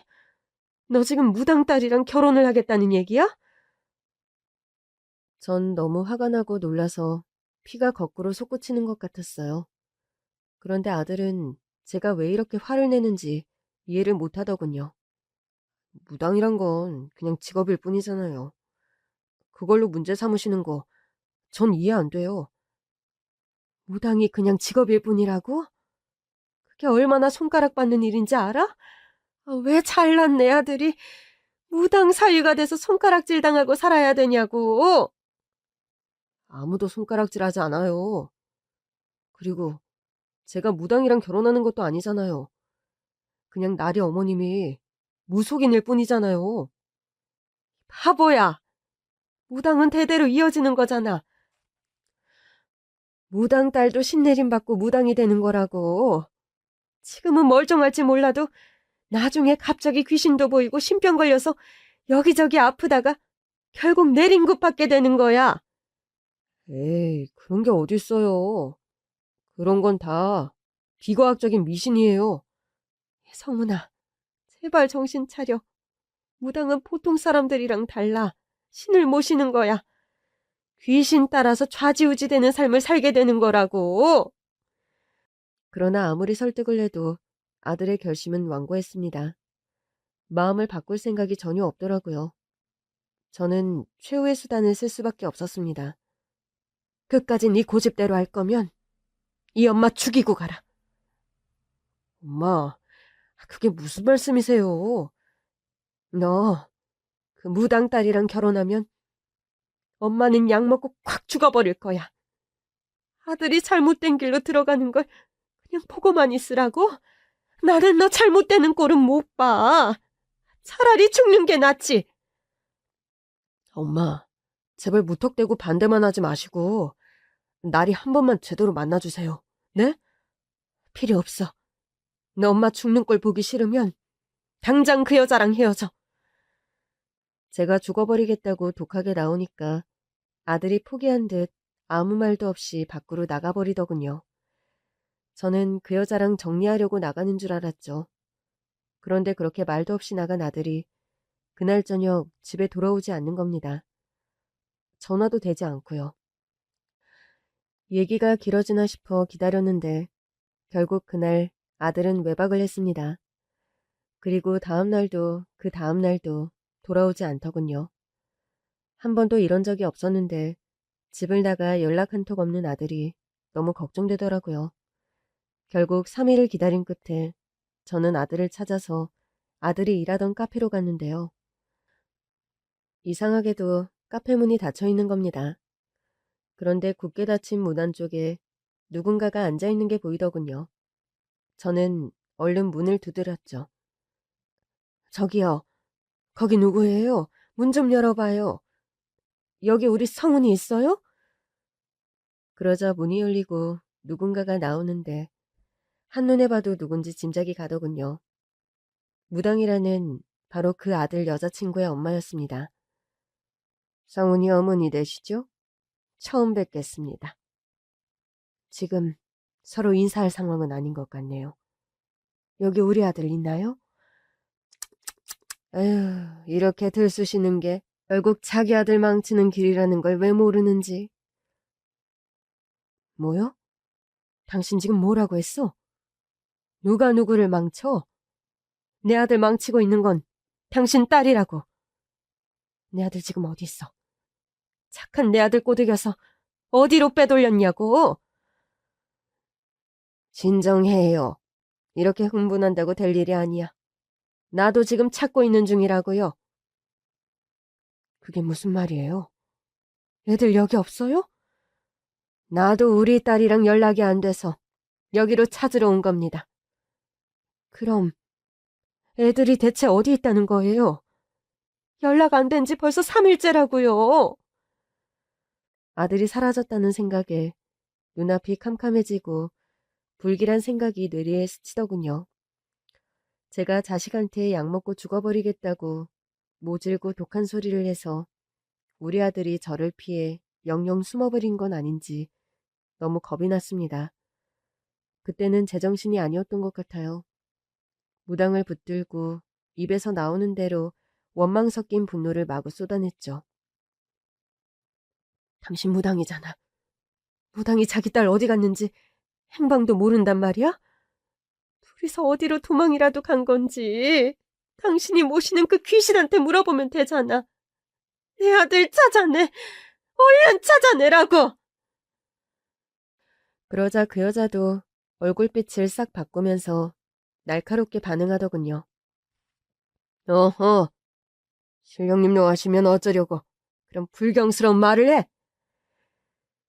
그러더니 점사인지 뭔지 모를 말을 줄줄 읊어대는데 꼭 누가 불러주는 것처럼 막힘없이 얘기하더라고요. 이봐요, 성은 엄마. 흥분 가라앉히고 내 말 잘 들어요. 성은이는 사주에 나무가 많아서 공부하는 것도 좋아하고 성공보다는 성장을 중요하게 생각해요. 그리고 애는 착한데 그렇게 강하게 억압하면 반항하게 되어 있어. 엄마가 그렇게 애를 억압하고 멋대로 휘두르려고 하면 큰일 난다 이 말이야. 성은 엄마는 딱 봐도 불기운이 너무 강해. 성은이 옆에 있으면 애가 타 죽는다고. 그러니까 젊은 시절에는 둘이 좀 떨어져 사는 게 좋아요. 자기 멋대로 애 쥐고 흔들 생각하지 말고 아들 하자는 대로 해줘요. 그래야 아들이 살아. 뭐야? 나보고 지금 돌팔이 무당 말만 듣고 무당 딸이랑 우리 귀한 아들을 결혼이라도 시키라는 거야? 당신네들 수법 내가 모를 줄 알아요? 자기들 유리하게 멋대로 짓거려서 사람 불안하게 만들고 구태한다고 돈 뜯어가고 사기치고 지금 나한테도 그러는 거야? 나한테 우리 아들 옆에서 떨어지라는 소리 하면 내가 순순히 당신 딸이랑 우리 아들 결혼이라도 시킬 줄 알았냐고. 사람 우습게 보지 마. 내가 평생을 바쳐서 목숨보다 귀하게 키운 잘나고 잘난 내 아들이야. 당신들이 넘볼 아이가 아니라고. 당신 딸하고 당신 둘 다 다시는 우리 성은이 옆에 얼씬도 하지 마. 한 번만 더 내 눈에 띄면 가만 안 둬. 저는 그 길로 카페를 나와 경찰서로 직행했습니다. 실종 신고를 해서라도 아들을 찾고 싶었죠. 그런데 경찰서에서 실종 신고를 접수해주지 않더군요. 어머니, 성인은 이 정도 가지고는 실종 신고 자체가 성립이 안 돼요. 여자친구랑 어디 바람이라도 쐬러 간 거겠죠. 좀만 기다려보세요. 아니에요, 형사님. 우리 아들은 절대 그럴 리가 없어요. 연락 끊긴 지 벌써 3일째라니까요. 에이, 고작 3일 갖고 뭘 그러세요.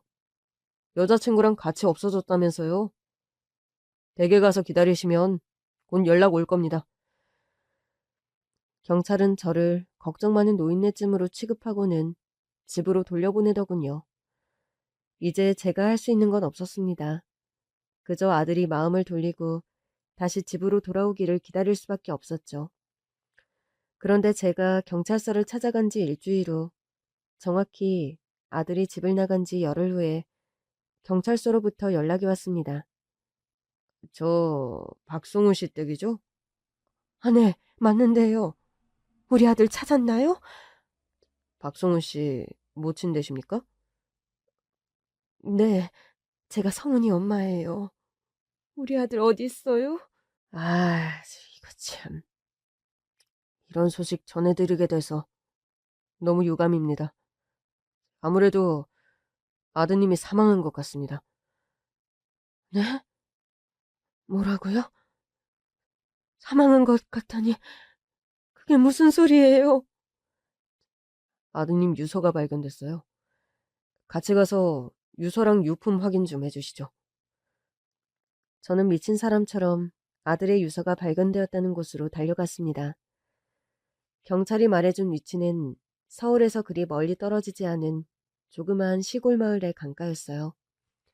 폴리스 라인을 뚫고 들어간 사건 현장에서 저는 너무도 슬픈 장면과 마주하고 말았습니다. 강가에 여자 신발 한 켤레와 남자 신발 한 켤레가 나란히 놓여 있더라고요. 남녀 신발이 나란히 놓여 있는 걸로 봐선 이곳에서 두 사람이 동반 자살한 거로 보이는데요. 이 부근이 워낙 수심이 깊고 물살이 세서 수색 작업에 어려움이 있습니다. 저희들이 잠수부를 동원해서 시신을 찾고 있는데 보이지가 않아요. 이미 바닥까지 떠내려간 거로 추측이 됩니다. 어떠세요? 신발은 아드님께 맞나요? 알아보시겠어요? 경찰이 보여준 남자 신발은 틀림없는 아들의 것이었어요. 제가 팔던 우리 가게의 신발이니 제가 누구보다 잘 알았죠. 한창 멋부릴 나이에 유행하는 비싼 신발들을 신고 싶었을 텐데 착한 아들은 늘 지 엄마 가게에서 파는 시장표 신발만 신었거든요. 엄마가 신발 장사해서 너무 좋다. 나는 신발 하나는 실컷 신을 수 있잖아.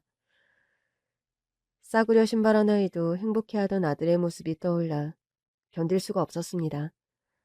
전 아들의 신발을 끌어안고 그 자리에서 오열하고 말았죠. 신발은 실컷 신을 수 있어서 좋다더니 신발만 벗어놓고 어딜 간 거니? 그거 하나 덜렁 남겨놓고 가면 이제 엄마는 어떻게 살라고? 왜 이렇게 무서운 선택을 해, 이 무정한 놈아? 이렇게 갈 줄 알았으면 너 하자는 대로 할걸. 무당이든 귀신이든 결혼 반대하지 말고 허락해 줄걸. 이게 다 나 때문이야. 엄마가 미안하다. 아유, 정말 미안해. 전 그렇게 허무하게 아들을 떠나보내고 말았습니다. 시신도 찾지 못해 생전에 아들이 즐겨 입던 옷과 대학교 전공서적 몇 개를 가지고 시신 없는 장례식을 치러야 했죠. 유서는 읽어볼 엄두도 나지 않아서 장례를 치르고 한참 후에야 겨우 읽어볼 수 있었는데요. 유서에는 엄마께 큰 상처를 드려서 죄송하다.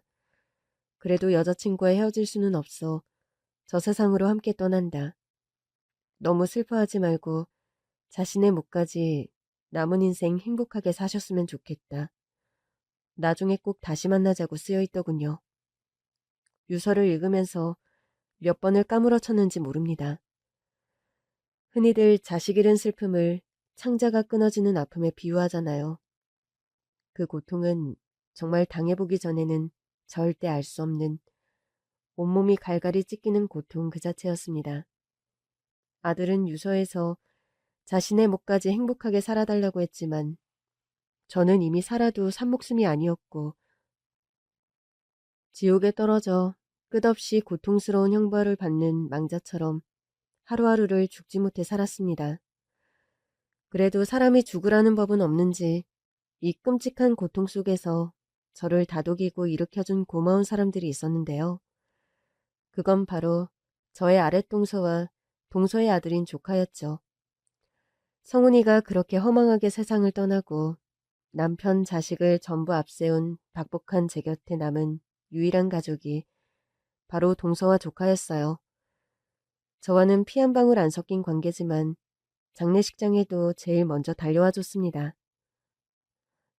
형님, 아우, 우리 형님 불쌍해서 어쩌나. 아니, 이 집안 남자들은 왜 이렇게 명줄이 짧대요? 아주버님 가셨지, 우리 남편도 갔지. 장손인 성훈이마저 이렇게 허망하게 가다니. 이제 남은 건 우리 아들 하나네. 아니, 성훈이 걔는 어떻게 이렇게 생목숨을 끊어? 혼자 남은 엄마는 어떻게 살라고? 어려서부터 형님이 자식 자랑을 그렇게 하더니 이게 다 귀신이 시샘을 해서 이렇게 된 거라고요. 어우, 듣기 싫어. 내 앞에서 귀신이니 뭐니 그런 얘기는 앞으로 입 밖으로 꺼내지도 마. 아유, 맞다. 성훈이가 누구 때문에 이렇게 됐는데 이게 다 무당 딸 때문인데. 아유, 내 입 방정 맞은 입 좀 보라니까요. 그나저나 성훈이 얘는 서울대생이 왜 그렇게 바보 같은 짓을 저질렀대요. 아주 헛똑똑이라니까. 실속은 우리 아들이 더 있었네. 누가 헛똑똑이야? 아유, 내 잘난 아들. 아유, 내 불쌍한 아들. 형님, 모질게 떠난 성훈이는 있고 이제 우리 성철이 의지하면서 사세요. 서울대 들어간 잘난 자식이 다 무슨 소용이야. 축구 없는데. 품어내 자식이 최고지. 안 그래요? 성철아, 너 큰어머니 똑바로 모셔. 이제 큰엄마한테는 너밖에 없어. 알겠지? 걱정 마세요, 엄마. 엄마랑 큰어머니 두 분 다 제 엄마다 생각하고 제가 잘할게요. 큰어머니, 너무 슬퍼하지 마세요. 그렇게 아들을 잃고 10년의 세월이 흘렀습니다. 10년 동안 다른 건 못해도 아들을 기억하기 위해서 성훈이 제사는 꼬박꼬박 지내왔는데요. 그때도 동서는 한 번을 빠지지 않고 와서 도와주더군요. 말은 좀 밉살맞게 해도 지난 10년간 혼자 남은 제 곁을 지켜준 한결같이 고마운 사람이었죠. 특히 우리 아들 10주기에는 웬일로 조카 성철이까지 와주어서 제가 한결 덜 외로웠어요. 큰어머니, 잘 지내셨어요? 성철이 오랜만이다. 성훈이 10주기라고 왔구나? 고맙다. 너무 고마워. 아유, 형님. 요즘 세상에는 부모 제사도 다들 안 지낸다고 하던데. 우리도 이제 자식 제사 고만 지냅시다. 뭐? 그러다 우리 성훈이 배고프면 어떡해.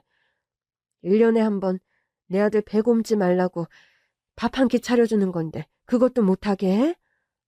아니 뭐 원래 죽은 자식 제사는 안 지내는 거라고 하잖아요. 제사 지내는데 무슨 법칙이 있어?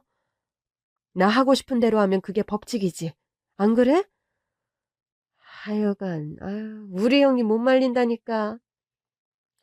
근데요. 이제 세월이 10년이나 지났으니까 하는 말인데 그때 그 무당 말이에요. 성훈이 여자친구 엄마라는 사람. 그 여자 얘기는 또 왜 꺼내? 그 여자가 용하기는 용했어. 안 그래요? 따지고 보면 그 여자 말이 다 맞았잖아. 형님이랑 성훈이랑 떨어져 있어야지. 같이 붙어 있으면 성훈이 죽는다고 그랬다면서요? 맞긴 뭘 맞아? 부모 자식 간에 천륜을 끊어놓으려고 수작질 부린 거지. 처음부터 우리 성훈이하고는 마주치지도 말았어야 될 악연이라고. 아니 그래도요. 난 자꾸 그 무당이라도 찾아가서 물어보고 싶어요. 형님 살릴 방도가 있는지 없는지. 나 살릴 방도를 왜 무당한테 가서 물어봐? 병원에 가서 의사한테 물어야지. 사실 저는 10년 동안 아들 잃은 슬픔을 삭히느라 그런 건지 몸에 병이 들고 말았습니다. 위암 3기라고 하더군요. 작년에 암덩어리를 제거하는 수술을 하고 항암 치료까지 했는데 혹시 다른 곳에 전이 될까봐 마음을 놓을 수 없는 상태였죠. 암세포 완전히 소멸시키는 부적을 써달래든지 아니면 굿을 한번 하든지. 나는 엄마도 용한 무당한테 굿 한번 받고 암 완치 판정 받았대잖아요. 아유 듣기 싫어. 무당의 무자도 내 앞에서 꺼내지 마. 무당이라면 아직도 치가 떨리는 사람이야 내가.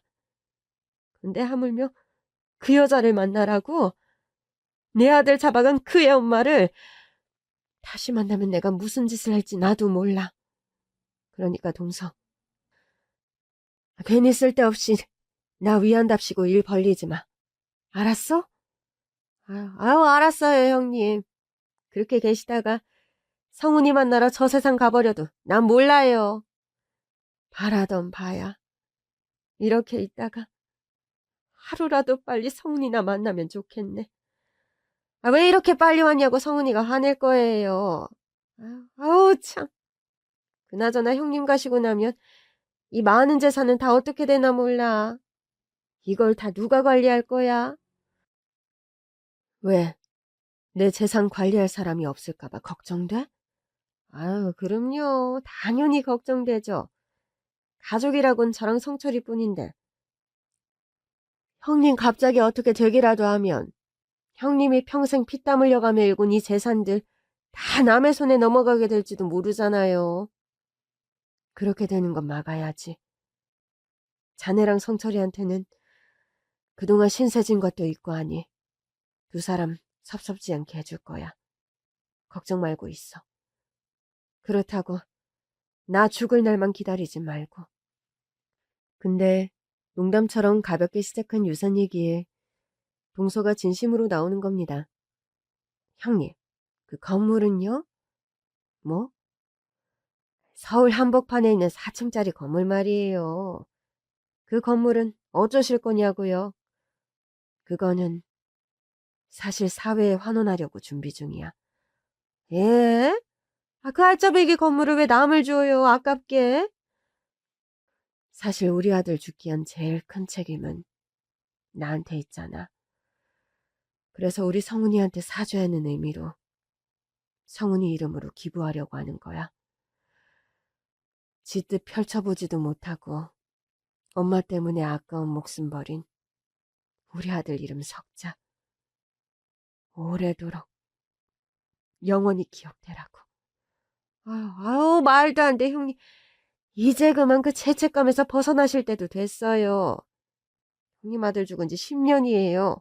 10년이면 강산도 변한다는데 이제 성훈이 놓아주고 마음 편하게 사셔도 된다고요. 자식을 죽게 한 어미가 어떻게 편하게 살기를 바라겠어? 그건 어불성설이지. 그런데 동서가 갑자기 성철이에게 뭘 달라고 하는 겁니다. 아예 성철아, 우리 준비해온 거 있지? 그거 꺼내봐라. 그러자 성철이가 제 눈앞에 서류 하나를 꺼내놓더군요. 자세히 살펴보니 그건 제 건물을 조카인 성철이에게 증여한다는 계약서더라고요. 아니, 이게 뭐야? 형님, 사실 성철이 사업이 요새 많이 어려워요. 형님이 제 아들 한 번만 도와주세요. 그 건물 저희한테 주시면 우리 성철이가 성훈이 대신 아주 좋은 곳에 유용하게 쓸게요. 예? 아니 갑자기 이렇게 서류까지 준비해와서 뭐 하자는 거야? 둘이서 아주 작정을 했구만. 이러려고 성철이까지 데리고 온 거야? 우리 아들 10주기에 맞춰서 내 재산 증여받으려고? 근데 동서, 정말 미안한데 나한테도 다 계획이 있어. 이렇게 갑자기 떼쓰듯이 달라고 조르면 내가 너무 곤란해. 형님도 알다시피 인생이 어디 계획대로 되나요? 그렇게 손 놓고 있다가 형님 갑자기 돌아가시기라도 하면 물려줄 자식도 없는데 어쩌시려고요? 형님이 신발 팔아 피땀으로 세운 건물이 남의 손에 넘어가야 속이 시원하시겠어요? 그리고 그동안 성철이가 성훈이 대신에 형님 자식 노릇하느라 애 많이 썼잖아요. 성철이가 성훈이 대신인데 어차피 상속해줄 건물 돌아가시기 전에 미리 땡겨서 준다 생각하고 저희 주세요. 예? 솔직히 동서가 지난 10년간 성훈이 제사 때마다 와서 도와준 거 그게 고마워서 현금화되어 있는 재산 일부를 챙겨주려고 생각은 하고 있었지만 하나뿐인 제 건물을 줄 생각은 꿈에도 없었어요. 성철이도 자식 노릇하려고 했다지만 명절 때 몇 번 와서 저한테 용돈 얻어간 게 전부입니다. 저 암 수술했을 때도 들여다보지 않았어요. 그런데 수십억 하는 건물을 통째로 달라니요. 그건 안 될 말이었어요. 근데도 동서가 계속 건물을 증여해달라고 막무가내로 졸라대는 바람에 정말 몹시 난처했습니다. 형님, 언제 돌아가실지도 모르는데 그렇게 재산 욕심 부리면 추해요. 뭐? 추해? 추하다고? 자네 어떻게 나한테 그런 소리를 해? 그러니까 고집 그만 부리시고 여기다 사인해 주세요. 남한테도 주신다면서 저랑 성철이 주는 게 그렇게 아까우세요? 성훈이 이름으로 기부하고 싶어서 그래요? 그럼 저희가 아예 건물 이름을 성훈이 이름으로 바꿀게요. 성훈빌딩. 어때요? 그럼 성훈이 이름이 영원히 남을 거 아니에요. 예? 아무리 그래도 그 건물은 안 돼. 그건 내 아들 몫으로 남겨놓은 거야. 내가 엄마로서 성훈이한테 해줄 수 있는 마지막 일이라고. 그 건물 나한테서 뺏어갈 권리? 동서한테 없어. 나한테 아무것도 강요하지 마. 형님, 우리가 피 한 방울 섞이진 않았지만 저는 형님을 진짜 가족이라고 생각하고 대했는데 형님은 정말 가족끼리 너무하시는 거 아니에요? 우리 성철이가 큰어머니 하면서 형님을 얼마나 따랐냐고요. 저는 너무 기가 막혔습니다. 암 수술하고 재발될까 두려운 마음 반, 차라리 암세포가 온몸에 퍼져서 먼저 세상 떠난 아들을 만나러 가고 싶다는 마음 반으로 하루하루 살얼음판을 걷는 저에게 건물 내놓으라며 계약서까지 들이미는 동서와 조카라니요. 이게 과연 가족한테 할 수 있는 짓인가요? 동서가 저를 진짜 가족으로 생각했다면 멀쩡히 살아있는 저에게 언제 죽을지 모르니 유산 정리하라는 이런 말을 할 수가 있는 걸까요? 동서의 이런 어처구니 없는 요구 때문에 그동안 고마웠던 마음까지도 사라질 지경이었습니다. 사람이 어떻게 이렇게 잔인할 수가 있어? 자식 잃고 병들어 죽을 날만 기다리는 나한테 어떻게 이럴 수가 있냐고. 그때였습니다. 밖에서 절 부르는 소리가 들리는 겁니다. 그리고 대문이 스르륵 열리더니 누가 현관으로 들어오는 겁니다. 저는 아들 떠나고 10년 동안 대문을 잠가본 일이 없습니다. 혹시나 죽은 홀령이라도 아들이 집을 찾아온다면 언제든지 들어오라고요. 그런데 제가 상상만 하던 일이 현실에서 일어났습니다. 대문이 열리고 집으로 들어온 사람은 다름 아닌 제 아들이었던 겁니다. 저는 너무 놀라 그 자리에 얼어붙고 말았어요. 동서와 조카 역시 귀신을 본 사람처럼 놀라 자빠지면서 개거품을 물더군요. 아이고, 귀신이다. 어머나 세상에, 성훈이 귀신이 지 제삿날이라고 집에 찾아왔나 보네. 그러나 그 사람은 귀신이 아니었습니다. 틀림없이 살아있는 제 아들이었죠. 엄마, 저 왔어요, 엄마. 죽은 줄 알았던 내 아들이 10년 만에 살아서 돌아온 겁니다. 아니, 이게 어떻게 된 거니? 너 정말 성훈이니? 성훈이 맞아? 네, 맞아요. 죽은 게 아니었어? 살아있었어? 죄송해요, 엄마. 죄송해요. 죄송하다며 고개를 숙이는 아들을 끌어안고 한참을 울었습니다. 아들의 사망 소식을 들었을 때보다 더 서럽게, 더 많이 울었던 것 같아요. 죄송하긴 뭐가 죄송해. 이유가 뭐든 이렇게 살아 돌아왔으니 내가 고맙지. 고맙다. 다시 엄마를 찾아와줘서 정말 고마워. 10년 전에 너한테 모진 소리 한 거 얼마나 후회했는지 몰라. 그것 때문에 너가 잘못된 선택을 한 것 같아서 전부 내 탓 같아서 미안하다. 엄마가 미안해. 그렇게 한참을 울고 난 뒤에야 이게 어떻게 된 일인지 자초지종을 들을 수 있었는데요. 아들이 들려준 얘기는 너무나 충격적이었습니다.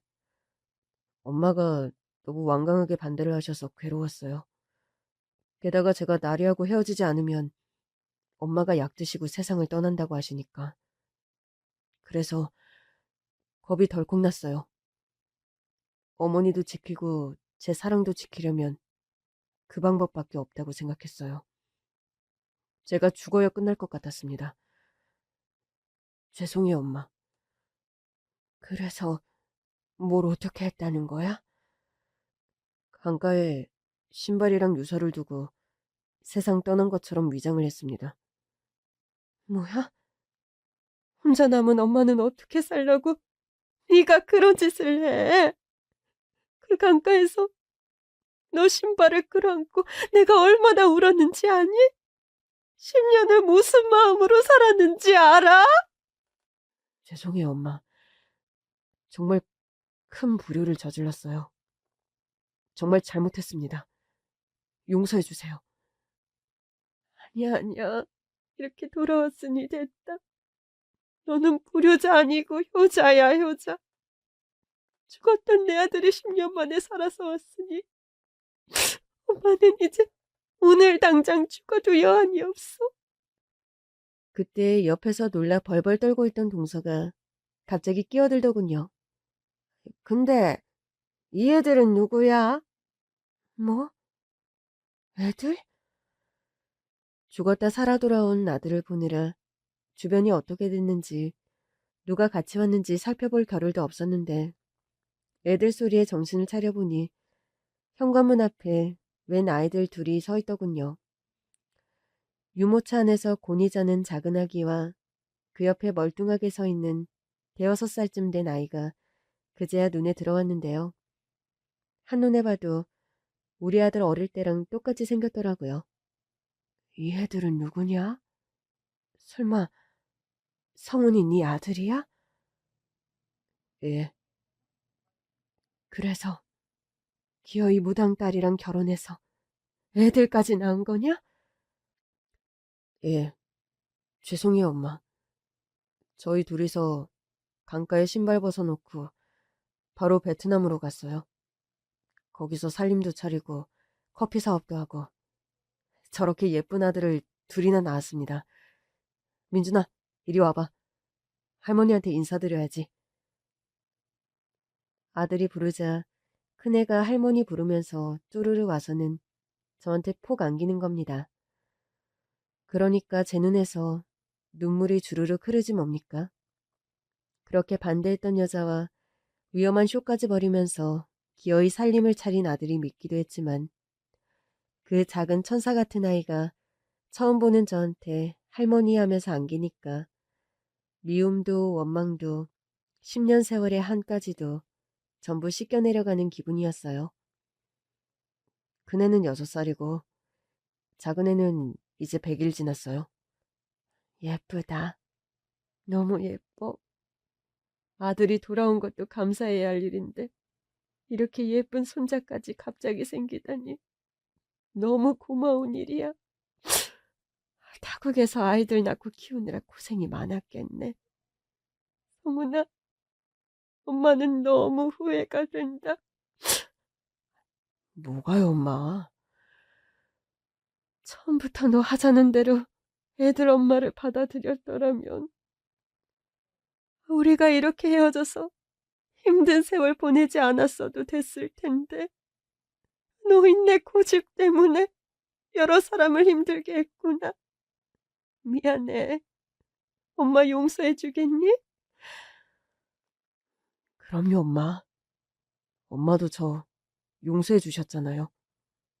우리 이제 과거는 다 덮고 서로 용서하고 이해하면서 잘 살아봐요. 그래, 그러자. 근데 애들 엄마한테도 정식으로 사과를 하고 다시 시작하고 싶어. 무당 딸이라고 반대했던 거 전부 다. 애들 엄마 지금 어디 있니? 왜 같이 안 왔어? 같이 안 온 게 아니고 못 왔어요, 엄마. 애들 엄마 얘기에 흔들리는 아들의 눈빛을 보면서 갑자기 너무 불안해지더군요.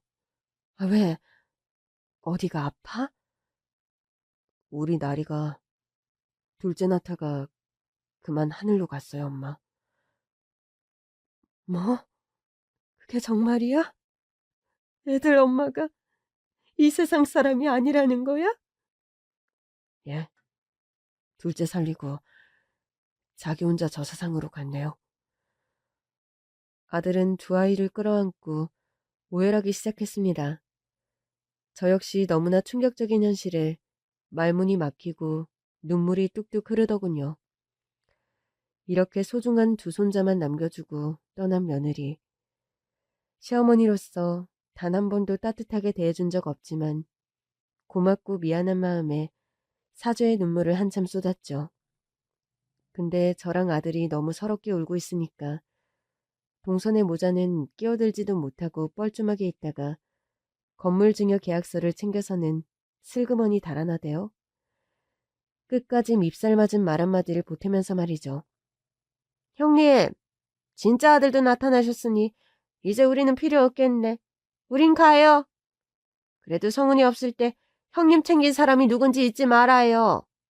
아까 우리 목도 생각하고 있다고 했죠? 오늘은 정신이 없어서 그냥 가는데요. 저 그거 받으러 다시 올 겁니다. 성철아, 가자. 저는 그 길로 며느리의 엄마인 그 무당, 아니죠. 아들과 며느리가 정식으로 결혼을 하고 아이까지 낳았으니 이제 사부인이 되겠네요. 사부인을 만나러 갔습니다. 사부인은 손님을 받아 점사를 봐주던 신당을 정리하고 산속 깊은 곳에서 조용히 혼자 살고 계시더라고요. 예전에 봤을 때는 좀 섬뜩한 기운이 느껴졌었는데 10년 세월 동안 한결 차분해진 것이 약간 도인 같은 분위기를 풍기더군요. 애들 소식 들으셨죠? 얼마나 비통하십니까, 사부인.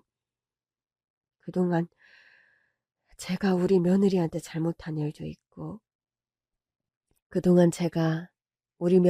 잘못한 일도 있고 사부인께 결례를 범한 일도 있어서 용서를 빌고 싶어서 이렇게 왔습니다. 10년 전에 이미 죽은 거로 생각하고 있던 아이예요. 10년 동안 이 산속에서 딸아이를 위해서 치성을 드렸는데 결국 그렇게 간 걸 보면 이게 다 자기 팔자였구나 싶어요. 무당이란 사람이 자기 딸 팔자를 몰랐던 거죠. 그게 어디 사부인 잘못이겠어요? 자책하지 마세요. 전부 다 제 잘못입니다. 제가 처음에 아이들을 반대해서 모든 일이 다 이렇게 틀어지고 만 거예요. 죄송합니다. 사부인은 잘못한 거 없으세요. 무당사돈거려하고 피하는 거야 제가 제일 잘 알죠. 왜 모르겠습니까? 다 이해합니다. 그리고 사부인이 그때 아이들 결혼을 반대해서 아드님이랑 사부인이랑 전부 사신 겁니다. 예? 그게 무슨 말씀이신지. 제가 예전에 처음 만났을 때 한 얘기 기억하시나요? 글쎄요. 세월이 하도 많이 지나고 그동안 큰일을 많이 겪은 터라 기억이 가물가물합니다만. 무슨 말씀을 하셨었죠? 두 분 기운이 안 맞아서 좀 떨어져 살아야 좋다고 한 얘기요. 그러고 보니 기억이 나더군요. 아들 사주에 나무가 많은데 제가 불의 기운이 너무 강해서 아들이 타죽을 형국이라 서로 좀 떨어져 있는 게 좋겠다고 말했었거든요. 사부인이 10년 동안 힘든 일을 겪으시면서 훨훨 타오르던 불의 기운이 은은하고 따사로운 기운으로 바뀌었어요. 이제 두 분 함께 사시면서 서로 조화가 잘 돼서 좋은 일만 가득할 겁니다. 제가 신점도 잘 보지만 사주풀이도 잘하거든요. 제 말 믿으셔도 돼요. 모든 일이 이렇게 풀리려고 그랬나 봅니다. 우리 아이는 자기 팔자대로 간 거니 마음 아파하거나 죄책감 가지실 필요 전혀 없어요. 그리고 사부인은 정말 놀라운 사실 하나를 더 털어놓더군요. 사실 따지고 보면 일이 이렇게 된 건 전부 다 제 잘못이거든요. 예? 그게 무슨 말씀인지. 제 딸 나리 말입니다. 사실 제 핏줄이 아니에요. 예? 그럼 장모님이 나리 친어머니가 아니란 말씀이세요? 그래, 그렇게 중요한 사실을 숨겨서 자네한테도 많이 미안하네. 나리는 사실 아주 어릴 때 우리 집 앞에 버려진 엎둥이였어. 누가 무당집 앞에 아기를 버리고 갔더라고. 엎둥이 내치면 복을 내치는 거라고 하잖아. 그래서 할 수 없이 내 딸로 키웠지. 아들과 저는 충격적인 사실을 마주하고 너무 놀랐죠. 제가 며느리를 반대했던 가장 큰 이유가 무속인 집안의 핏줄이라는 사실 때문이었는데 사실은 그 집 자식이 아니었다니. 이렇게 허망하고도 가슴 아픈 일이 어디 있겠어요? 아니 그럼 진작에 말씀을 해주시지. 그때 그 사실만 알았더라면 제가 둘 사이를 반대하는 일도 없었을 거고 따님도 타지에서 외롭게 세상 떠나는 일은 없었을 거 아닙니까? 저도 그때는 속이 좀 꼬여 있었어요. 무속인 딸이라고 덮어놓고 반대를 하시니 왠지 더 진실을 밝히기 싫더라고요. 게다가 저를 친엄마로 철석같이 믿고 있는 나리한테 상처 주고 싶지는 않았어요. 버려진 아이라고 하면 충격받을까봐 계속 숨겨왔었거든요. 여러 가지 상황들이 꼬이고 꼬여서 도달한 오늘의 현실이 너무 혼란스러웠고 과거의 모든 순간이 후회되더군요. 정말 이 모든 게 신의 장난이라고밖에는 설명되지 않더라고요. 사부인은 제 속마음을 읽기라도 한 것처럼 절 위로하더군요. 인간의 머리로는 설명할 수도 이해할 수도 없는 게 신의 뜻이에요. 사부인은 그저 돌아가셔서 아들이랑 손자랑 행복하게 잘 사시면 됩니다. 손자들은 저랑은 아무런 관련이 없으니까 신내림 같은 건 걱정 안 하셔도 되고요. 우리 인연은 여기까지예요. 사부인, 모든 과거는 다 잊으시고 잘 사세요. 박서방도 가서 어머니 잘 모시고 애들 잘 키우면서 씩씩하게 살아. 우리 나리는 싹 잊어도 돼. 엇나간 인연에 미련 두지 말고. 우리 나리 위해서는 내가 열심히 기도할 테니까. 두 분은 각자 주어진 인생을 열심히 살아나가시면 됩니다. 사부인과의 만남은 거기까지였어요. 들리는 얘기에 의하면 여전히 산속에서 신에게 기도하며 사는 삶을 살고 있다고 하더군요. 아들과 저는 과거를 딛고 앞으로 나아가기로 했습니다. 슬픔에 빠져 있기에는 엄마 잃은 두 아이들이 너무 가여웠거든요. 엄마의 빈자리가 느껴지지 않도록 최대한 사랑을 주려고 노력했습니다. 더욱이 이제 막 100일이 지난 막내는 한창 손이 많이 갈 시기라 멍하니 손을 놓고 있을 수도 없더라고요. 저는 아이들이 좀 더 좋은 환경에서 자랄 수 있도록 제 건물 꼭대기에 살림집을 새로 마련했어요. 그곳에서 우리 네 식구가 새로운 삶을 시작하게 됐죠. 아들은 제가 암 수술을 해서 재발 위험이 있다는 걸 알고 그날로 극진히 저를 돌보기 시작했어요. 암에 좋다는 건강식도 직접 챙기고 함께 운동도 하고 병원에 정기검진을 하러 가는 날에는 꼭 함께 가줍니다. 하늘이 도와주신 건지 아들의 극진한 간호 덕에 암은 더 이상 재발하지 않고 있어요. 이대로 유지만 잘하면 완치 판정을 받을 날도 멀지 않았다고 하니 얼마나 기쁜지 몰라요. 위암에 걸려 아들 따라갈 생각만 하며 산송장처럼 살던 제가 이제는 아들 손자와 함께 미래를 꿈꿀 수 있게 되었다는 사실 하나만으로도 너무나 감사할 일입니다. 아들하고는 가끔 며느리 이야기를 해요. 아들이 솔직한 심정을 얘기해 주더군요. 엄마, 나는 나리가 자기가 입양하였다는 사실 모르고 간 게 차라리 잘 됐다 싶어요. 그건 또 무슨 소리야? 무속인 집안 핏줄이 아닌 것만 알았어도 내가 그때 그렇게 반대하지는 않았을 텐데. 그래도 나리는 장모님을 정말 많이 사랑했거든요. 친딸이 아니란 걸 알았으면 아마 상처받았을 거예요. 그랬니? 네. 사랑 많이 받고 자란 정말 밝고 예쁜 사람이었어요. 아이들도 정말 사랑으로 잘 키웠고요. 나리하고 같이 산 10년 세월 동안 엄마께는 죄송하지만 정말로 행복했어요. 네가 행복했다니 정말 다행이다. 이제 그 행복을 쭉 이어갈 수 있게 애들만 바라보면서 살자. 저 아이들이 정말 행복해질 수 있게 잘 키워야 해. 그게 내가 며느리한테 사죄하는 길인 것 같아. 그래 엄마. 우리 민준이랑 민서 잘 부탁해요.